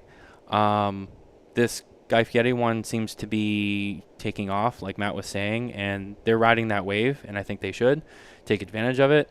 He promotes it. He shows up to the trade show. He's doing an event in Dallas tomorrow. I mean, that I think is there's a great interview. I didn't watch the full part of it, but you can search on YouTube for it if you just type in Guy Fieri cigar brand. He did an interview where he explained that he had to fight his agents to get the cigar brand. He always wanted it, and he has all these branding deals. He's very, very smart, and he understands them extremely well, obviously. But this is different, I think, than the other ones, because Guy is I mean, I'm sure he's financially invested, but he is personally invested in ways that I don't think the other celebrities have been, and he's a bona fide, A-list celebrity in ways that quite frankly the retired athletes for the most part aren't. And so I think the stickiness of Guy Fieri is very, very different than a lot of the other celebrity collaborations we've seen. Yeah, and I think it's smart for Espinosa to capitalize on that too, because there's been plenty of other events where I've seen him and he's got the cigars in his hand.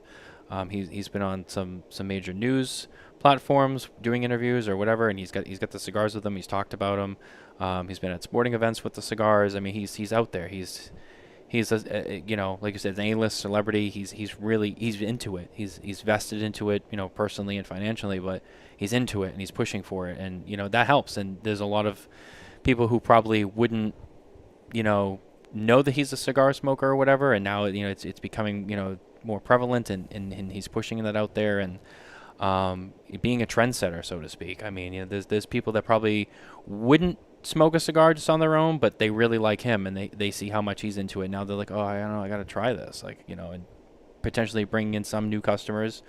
I don't think he, changes the face of the industry by himself, but it's a move in the right direction. Obviously, it's good for Espinosa. They're selling product, they're moving cigars, but even outside of that, they, a lot of their other releases, the Warhead that came out this year, got a lot of traction. It was a great cigar.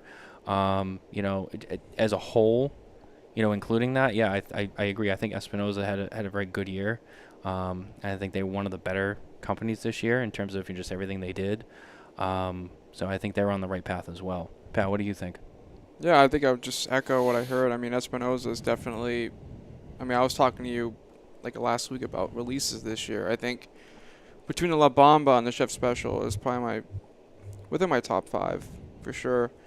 Plasencia, just every year you can't say a negative about Plasencia. Mm-hmm. From their core line up to the Fortes, it's just well-made cigars. You're getting what you're paying for.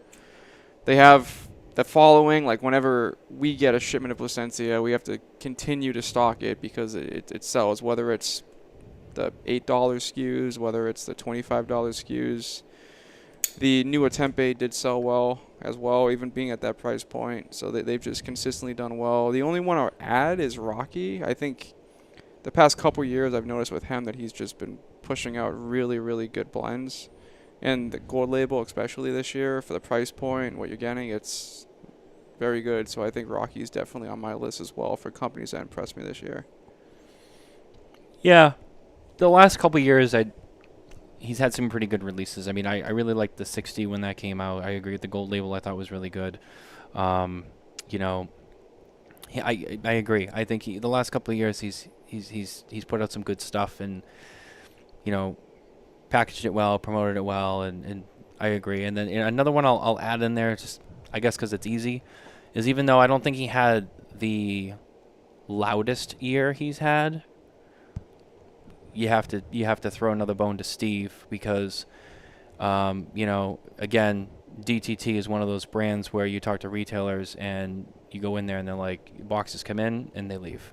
They come in and they leave. And it's just, I think half of it is, you know, he makes great cigars. We know that he makes good cigars. He knows how to market. You know, he gets himself out there. It's kind of like the guy thing in a way. He puts himself out there with it and really pushes it himself and gets his face out there. And, you know, and his product speaks for itself, you know, but he backs it up and he adds, you know, his whole persona and everything he does, and he knows how to push them and market them and all that. And, you know, again, you know, when I talk to retailers, like, yeah, DTT is, we don't get enough, you know, and so I'll give him that. Like I said, I don't think he had the loudest year in terms of, you know, some of the releases or whatever. He had stuff come out, and, you know, he had the Lancero collection, and, you know, he added to some of his lines, and he had good stuff come out, but I don't think it's the loudest year he's had in the last couple of years. But again, he still continues to outperform himself year after year, just based on, you know, all of what he does. Moving towards the negatives, Charlie, I guess we'll start with you this time. What were some things that maybe you saw that were kind of a letdown this year that maybe you felt maybe missed the mark or companies should work on? Could be, and again, it could be anything. It doesn't have to be just a single cigar release. It could be, you know, a broader thing. What did you notice? Yeah, I mean, I don't smoke enough cigars from a individual manufacturer or factory on a regular basis to really like be like, oh, this was a terrible year for fill in the blank company's cigars. I do think the quality of cigars in 2024 was the worst I've ever experienced. Not close, and the types of errors, whether it was bunching or fermentation or stuff that didn't seem like it was humidified in a warehouse, like the calamity of errors this year was much more frequent than I can ever recall. And it's too bad Aaron left early because I'm sure he'd be on that train as well. Yeah, I will say. Yeah, I tried to think through this. One release that I was surprised by how quiet it seemingly was received. I was big. I thought the Mike Tyson cigar from Gurkha was going to like not necessarily do a Guy Fieri. You know, Gurkha's, I think, a much larger company than Espinosa and has been for quite some time. So I didn't think it was going to put Gurkha on the map, right? But I felt like it would be a much bigger deal, and it seemed like it was more a flash in the pan like any other cigar and not one that was promoted, you know, with Mike Tyson's name and I think actual face on the box. But it's still an early release. I'm trying to think of like companies that just sort of like were very dormant in terms of new releases, because that's the best lens that I have. And I'm struggling to think of like who's a company that just seemed like they had a very quiet year. I mean, like Caldwell's an interesting one because on one hand, there wasn't seemingly as many new releases as Robert has been doing for the last 5 years. But on the other hand, he sold the company, and I'm a big believer that if you get an exit, that's the ultimate win. And so it'd be very difficult to like put Caldwell on the negative list. But just in terms of like new brands or new cigars, somebody like that is probably the one that would get like more of my attention on this list. Yeah. I wanted to add, before Matt goes, I wanted to add to what you said on the Tyson cigar. The one thing I would add to that is, with the Tyson Paul fight that just happened last month, I felt like there was an opportunity to really capitalize on that. And from what a lot of people I spoke with, in all aspects of the industry, the general consensus was It wasn't promoted. They had this golden opportunity where like Tyson was back in the spotlight to do a fight. Whether you can say what you want about the fight itself, but he was there. It was a big publicity thing, and you had this opportunity, to while Tyson's name was at the top of the list again for once, like, oh, and he's got this cigar, and it just kind of felt like that did not happen, which I think was a huge miss. Tyson didn't want to. Tyson has to want to do that. Tyson didn't want to do that. He didn't want to do that? I'm sure he didn't. I mean, if he wanted to, he would have done it. It would have been a lot of products that has got his name on it. Right. I think that the real problem that they ran into, I don't know if Gurkha would have been prepared, because I think the cigar shipped after the original date, but that fight got pushed back. It was supposed to be in the spring. Tyson had the health scare on the plane, and they pushed the fight back.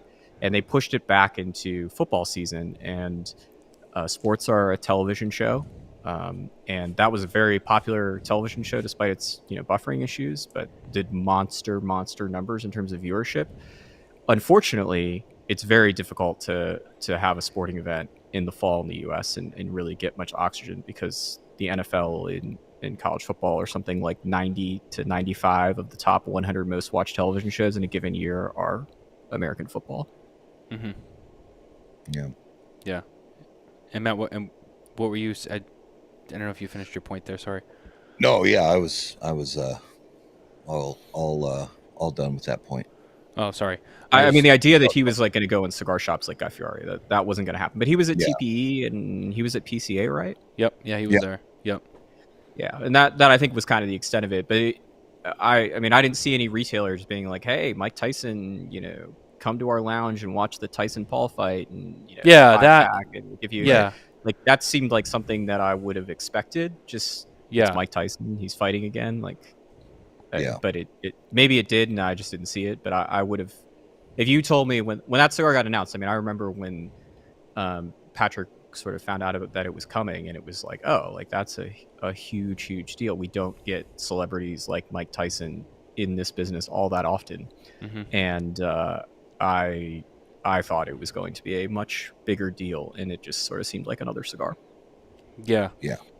And to add to what you said, I think that's what I meant to say was, in terms of, within the cigar sphere, like more shops. And again, maybe I missed it, but I feel like I would have noticed more of it, being promoted or online or whatever, or something, or, hearing more people talk about it. Yeah, I felt like there was a lot of shops that could have made it into a thing. Like, oh, the fight night's on, we're going to have it, come down and watch the fight. And like, oh, we're going to do a special on the Mike Tyson cigars, and whether it's a 5-pack or, whatever.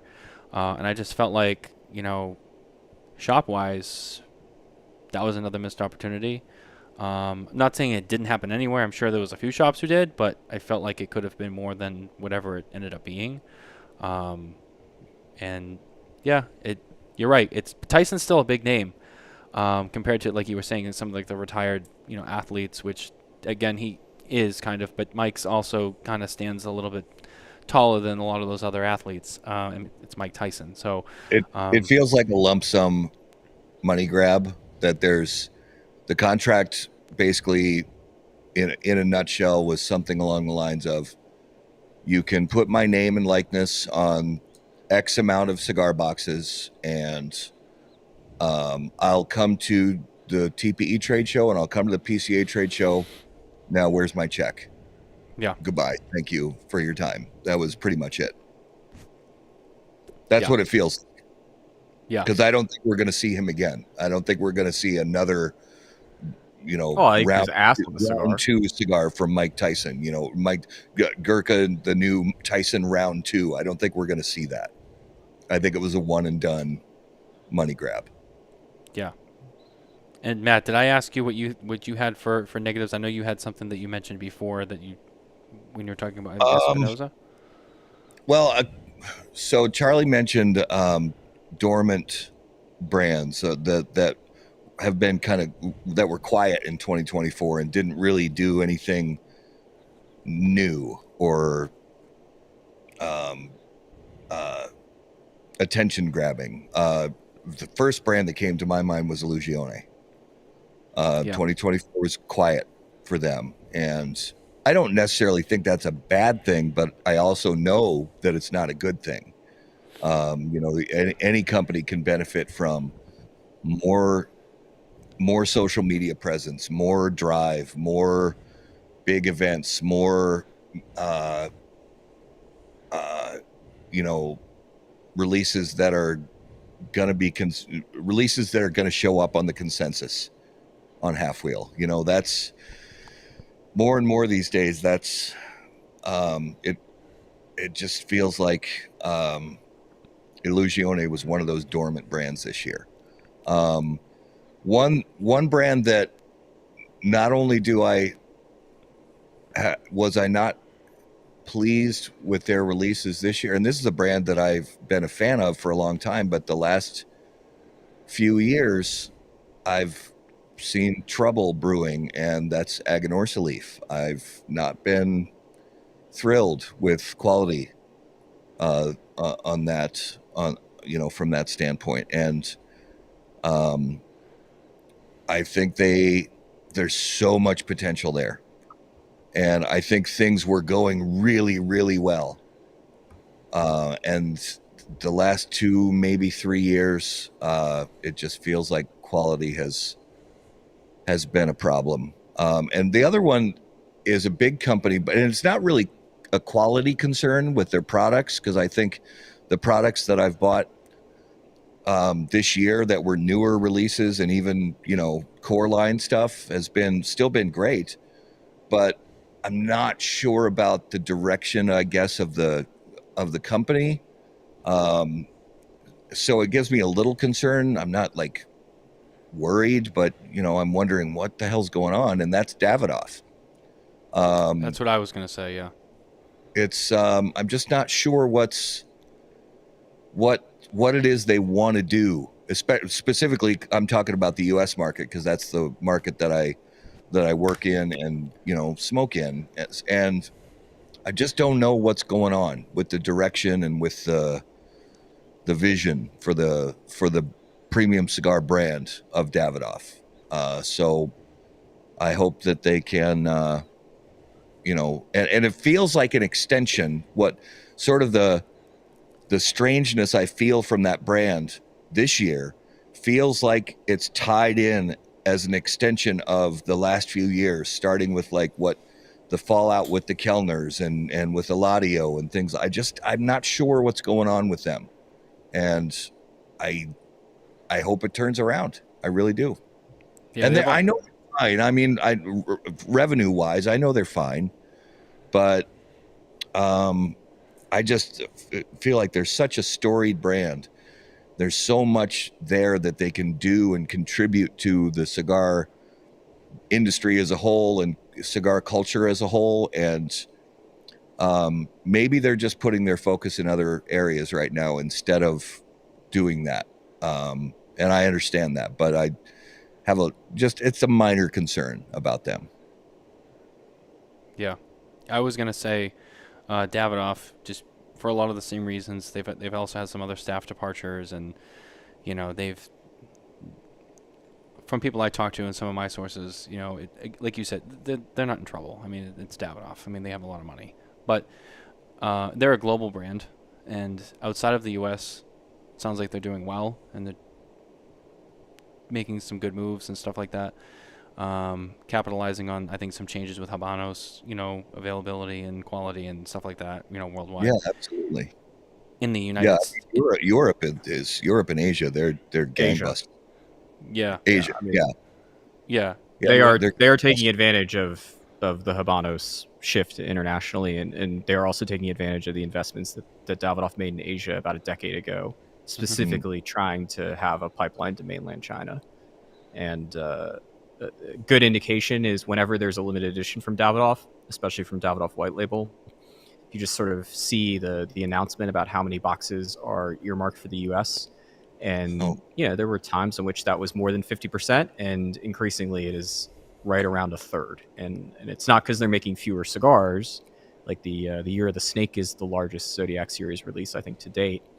But it doesn't mean that there'll be more of them heading to the U.S. necessarily, because gangbusters overseas. Yeah, I wasn't guess. wasn't the Dragon like 15,000 boxes, and like I want to say most, yeah, how many were in the US? Like 5,000 boxes or something like that last year. Yeah, I mean, most of the limited releases for the last 2 years have felt like it's basically been a third. Yeah. And Which they obviously, I mean, if you talk to Davidoff white label accounts, they would like to have more of them.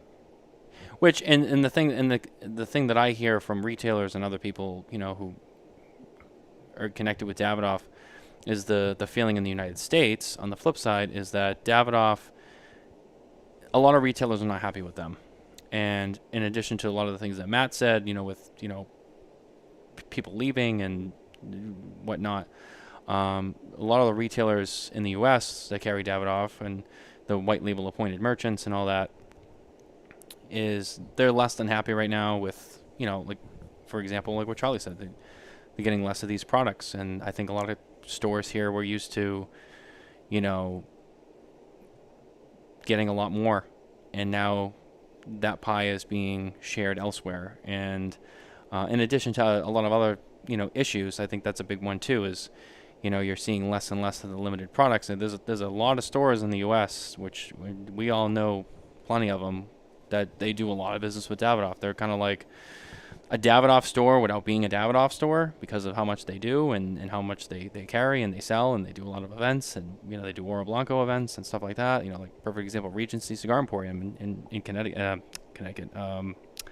Rhode Island. Rhode Island, yeah. Big Davidoff store. Michael, gets like 15 Golden Band Awards now. I mean, you look at a store like that and you see he's getting a lot less, of these products, and because, like Charlie said, they're not making less, they're shifting more and more of it away. So that means the people here in the US are getting less and less and less, and then you have more uncertainty with, missing pieces in the food chain up there. I agree, and that was one of the ones that I was going to mention myself. Illusione, I would agree with. It's been very quiet for them. Aganorsa Leaf, I know that they've been quiet the last couple of years, and there's been some issue with quality. Some of the last couple of releases I wasn't super impressed with. It wasn't like some of the cigars I was smoking 5 years ago that came from them, which were like unbelievable. Lately, it's been like, it's not. They weren't the worst cigars, but it's not.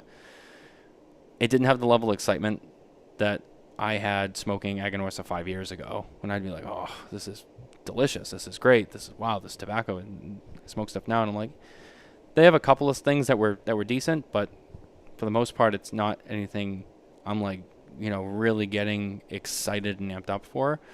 Pat, what about you? Kind of coming from your background, how do you feel? Who was a miss this year that, or any kind of negative aspects that you saw? Yeah, I mean, similar to what Charlie was saying, like, I don't smoke enough of an individual brand to fairly and accurately represent their year. Sure. But going into the conversation, Aganorsa was one on my list, just because notably they're not, like they lost, for instance, their business with Foundation, which the Wiseman Maduro was one of my favorite cigars.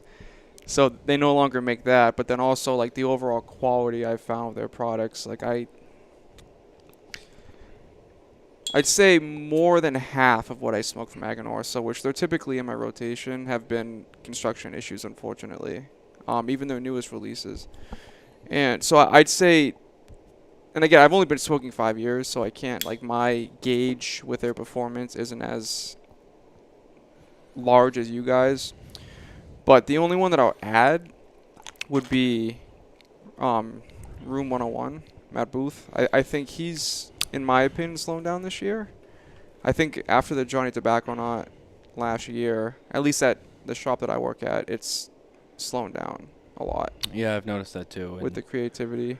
I feel like Matt is still Matt, and I have noticed. I know what you mean. I feel like last year Johnny Tobacco knot was that we had that on. We had it high on our list, as Charlie, I think you did too. It was a great cigar. I think it was a top 5 for us. It was a top 5 for us too. I mean, we had a lot of similar stuff in our top 10 last year. But you're right. Looking back, I mean, at the trade show this year, like, that wasn't showcased, and Did he do a 15th anniversary? Wasn't this year 15th anniversary? Because I think last year was 14, if I remember correctly. I didn't really see anything from I him didn't. this year. Yeah, Charlie, do you know? Yeah, I don't recall. There was a Los Status Deluxe release, but I was trying to think if there was a national Room 101 release that I'm missing, but I can't remember what day of the week it is, so I have no idea. Yeah, because I don't think there was any. So yeah, that's another good point. I didn't even think about that, but that's true. I got to look it up. There was a small release that I just smoked one of at The Red Rocket. The Red Rocket. Yeah. Which I think was a shop exclusive. It Shop was a exclusive shop that became exclusive. national.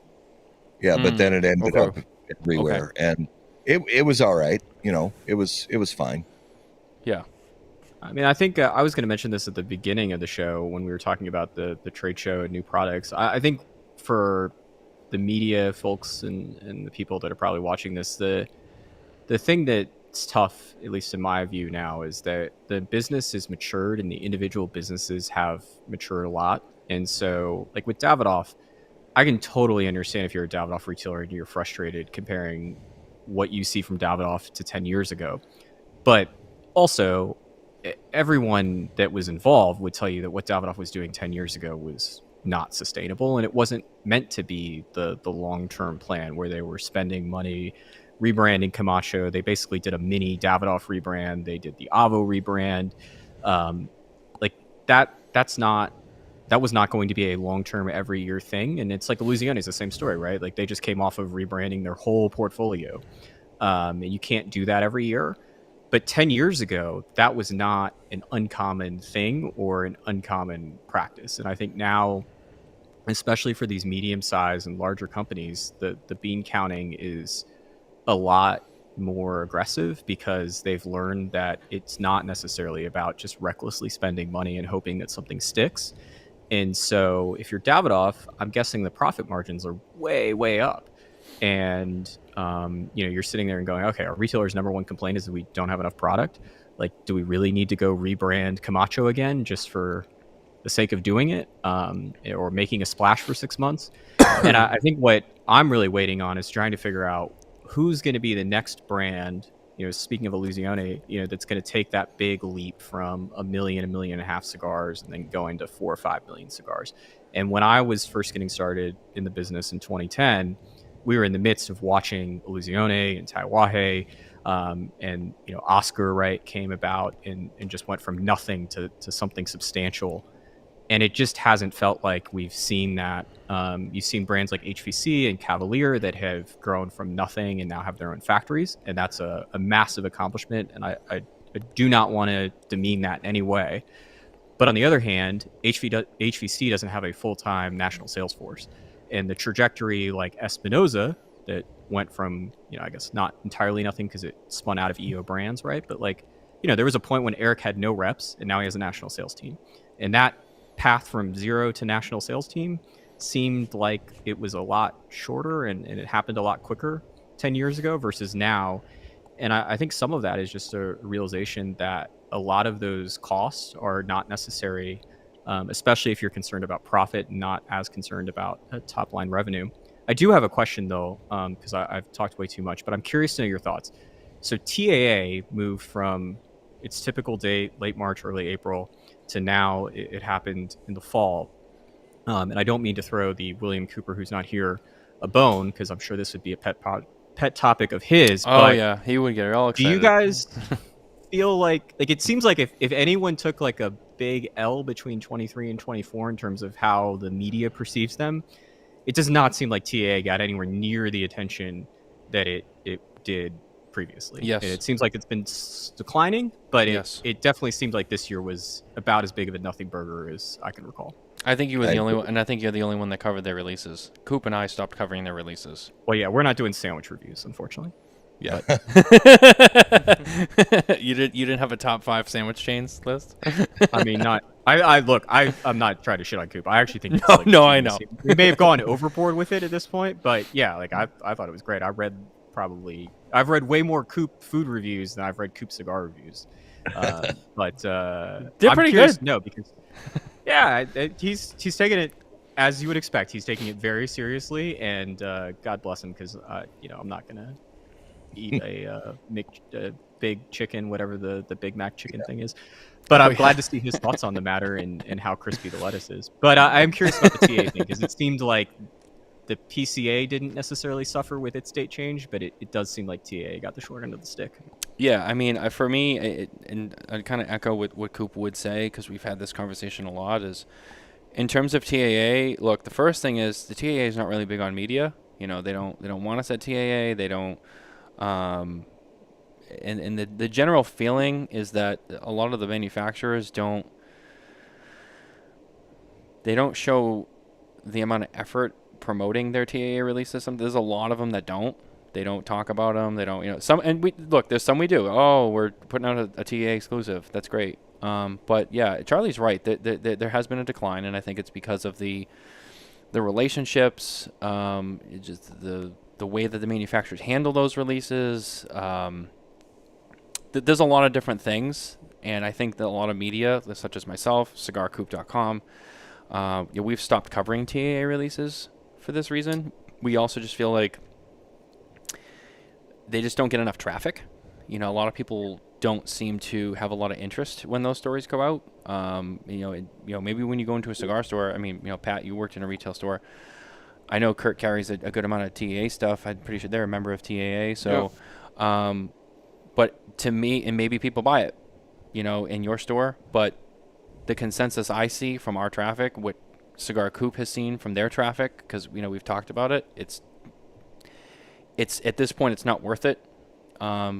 There's generally not a lot of traffic on those articles. People don't usually show a lot of interest in what we do cover, and half the time it's very piecemeal because, we don't get a lot of information from manufacturers, or if we ask, they won't talk about it, or they don't send anything out, or it just kind of seems like one of those things where like, oh, we're just going to do this by ourselves and we'll send it to the stores and that's all we care about. And so we stopped covering it. We stopped wasting the time and the to put out a story. Charlie knows this probably the best. He covers the most, I think, out of everyone here. And it's different for some of us because, again, Charlie, I know you do this full time. You have a lot more time. But, for us, we have to look at sometimes, is there a return on investment for covering a certain thing? And for us, I think a lot of the TA stuff, it was just kind of like, it's not really worth it for us anymore. We stopped covering it. People weren't really reading it. Half of the TA releases, in my personal opinion, weren't that great anyway. There's a few companies that I think always kind of hit the mark with it. LFD always has a pretty good one. Tatuaje has a pretty good one. Who didn't do one this year? Who didn't do one? Tat, yeah. He didn't? No. He didn't? No. Yeah, so, again, usually his are good. LFDs are usually good. There's a few others eluding me at the moment that are good, but most of them I've smoked over the years, and nothing really exciting in terms of the cigar itself. So I feel like the TAA thing, it's interesting you brought this up, Charlie, but the TAA thing is just kind of, as a whole, very lackluster in terms of their releases. And not just from our opinions, but from the readers, because quite frankly, no one seems to really give a shit when we do put something up. So, I think... That's the issue for the PCA as well, like with these PCA exclusives. Exactly, like I mentioned earlier. Yes, it's the same thing. Yeah. Why is it? Well, even just the TEA as an entity, as an organization, for the average cigar smoker, or even for the cigar nerd consumer who watches a lot of, or listens to a lot of cigar podcasts, TAA doesn't register on their radars, I think, nearly as much as like watching PCA trade show coverage and things like that. I'll be honest, Charlie, until you mentioned the TAA a minute ago, I kind of forgot they exist. And then you mentioned them, I was like, oh yeah, the TAA, that's a thing. I honestly, I was like, they have been on my radar zero in 2024. As Coop would say, it's all about the dream machine. That's what Coop would say. It's all about the dream machine with TAA. If I'll say it for him because he's not here. But yeah, Coop put it to me. Last time we talked about it, he said, "Look," he goes, "at the end of the day, the TAA doesn't care about media. They don't want us there. The manufacturers don't put a lot of effort into it. at least from what we take away from it. And it's all about just feeding the dream machine with them, and that's all they care about. And and again, it's the same thing with the PCA exclusives. Like I mentioned earlier, like it just there's a lack of effort on the manufacturers to promote it, talk about it, really like get excitement over it. We've covered PCA exclusives. It's kind of the same boat. Traffic wise, people don't really give a shit. What's the incentive for the manufacturers to, like, if you had your best release, why would you make it a TA or a PCA exclusive? Like, you're handicapping yourself. Exactly. Yeah. That's another good point as well. I mean, make it a full release. If it's your best thing, or if it's something really special, why are you putting it through the TAA or even a PCA exclusive? Make it a full regular release for everybody. Yeah, especially if you have to give the organizations a kickback. Yeah, exactly. Yeah, and that's a good point. It sounds like the PCA is going to try to make another attempt at this PCA exclusive stuff, and I just don't. It just seems like a very basic problem here of why are people going to care? And I give Pete Johnson a lot of credit. The TA exclusive series program existed before the first Taiwan TA, and the Taiwan TA 2010. I think, quite frankly, Brooks Whittington, the co-founder of Halfwheel, played a large role with his previous blog, Smoking Stogie, Pete and my father put together some excellent cigars there. But the pork tenderloin that was done for Gloucester Street that used to exist in Boston followed that blend. Then it made another appearance as the Barclay Rex 100 for Barclay Rex in New York. And then the TA 2010 release was 2011 maybe? I forget. But the first TA release was that blend reincarnated in a different size. And that, seemingly for consumers was a real big thing. And obviously got to a point this year where Pete said, I'm going to skip out on doing one. Yeah, and like I said moments ago, Tatuai is one of those TA exclusives that, I would consider one of the few that was actually really great. And the fact that Pete is not even doing one, I mean, what does that tell you? I don't want to waste my resources and energy on this. And that's just kind of how I look at the TA thing as a whole. Just kind of like, meh. So, I mean, and like you said, same with the PCA exclusives. Now, hopefully the PCA can, at least on their end, they do something about those PCA exclusives and make that better, because they've also been very scrutinized the last several years. But TAA, I don't see them really changing anything about that. I think that's kind of just going to continue on whatever path it's on now. That's really all I got on TAA. To me, the only way that these exclusives are really going to, I think, change the sort of trajectory is if the organization's guaranteed a certain amount of sales. That's true. Right. I don't think they should do that, and I don't think they're going to. But I think it would be very, very different if it was like, okay, we're going to pick 10 manufacturers to do a PCA exclusive, and each one of you that gets one of these contracts knows that there's $200,000 in sales, regardless of what you do. And in fact, like the organization will be responsible for selling the cigars or finding out who's going to buy them.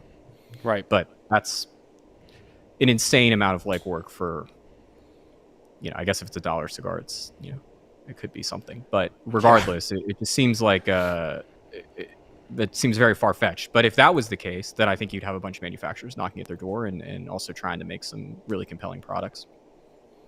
Yeah, I mean, I agree. I mean, like I said, I don't really have too much more to add to it, but everything you said, I agree. I think those are good ideas. But until then, I don't see anything with the TAA releases getting any better. It'd be nice to, but again, and maybe they'll figure that out, and they will do something about it. But for the time being, it just seems like everyone who's doing that and involved with TAA, and whether it's the manufacturers or the organization, whatever it is, it's probably a combination of both. I mean, and again, great ideas, and things should be changed and maybe implemented, guarantee some sales, whatever. But it just, I don't know, the whole TAA thing just seems very like off the cuff. When I see certain releases in the stores, and I see I do get a press release, and it's like, well, we're gonna send this out, and well, I don't know. It just, and like I said, the feedback I see from consumers is that they don't really care about it either. And that's why we don't really waste a lot of our energy covering it. Not anything against you. I know you cover them very well, and that's fine. But for us, being smaller, and picking certain stuff, it just doesn't really warrant the time to get into trying to track them all down and cover them. It's a lot more work than it seems to be even worth. So that's why we don't, and Coop doesn't. And I'm sure Coop would probably add a lot more to this too if he was here, because I know he does have a lot to say on that topic. But yeah, that's kind of where I stand. And Pat, I don't know if you have anything to add to the TAA thing, but that's pretty much all I got on it. But Charlie, I appreciate you bringing that up. It was a very good question. I am looking at the time here, and we are well past our 2-hour mark. So before I do wrap up the show, first of all, thank you guys for being here. I appreciate you. You guys are good friends, and it's great to get to catch up with you a few times a year and do stuff like this and whatever. And I know you guys are both busy, so thank you for taking time to come on here and just hang out with us and chat. But before we wrap up, is there anything that anybody wanted to add or say to the show before we sign off? No, I've said enough, but thanks for having me. Yeah. Get the invite as always, and yeah, looking forward to the next month. Yeah. Thanks, Charlie. Matt, you got anything? Just wanted to say thanks. Really appreciate being on and talking cigars with you guys. Always a pleasure. So hope you guys have a fantastic holiday season and a great start to 2025. Absolutely. Likewise, guys. Thank you both very much. Pat, obviously, thank you for being here as well. Representing the Smokin Tabacco team. This is nice.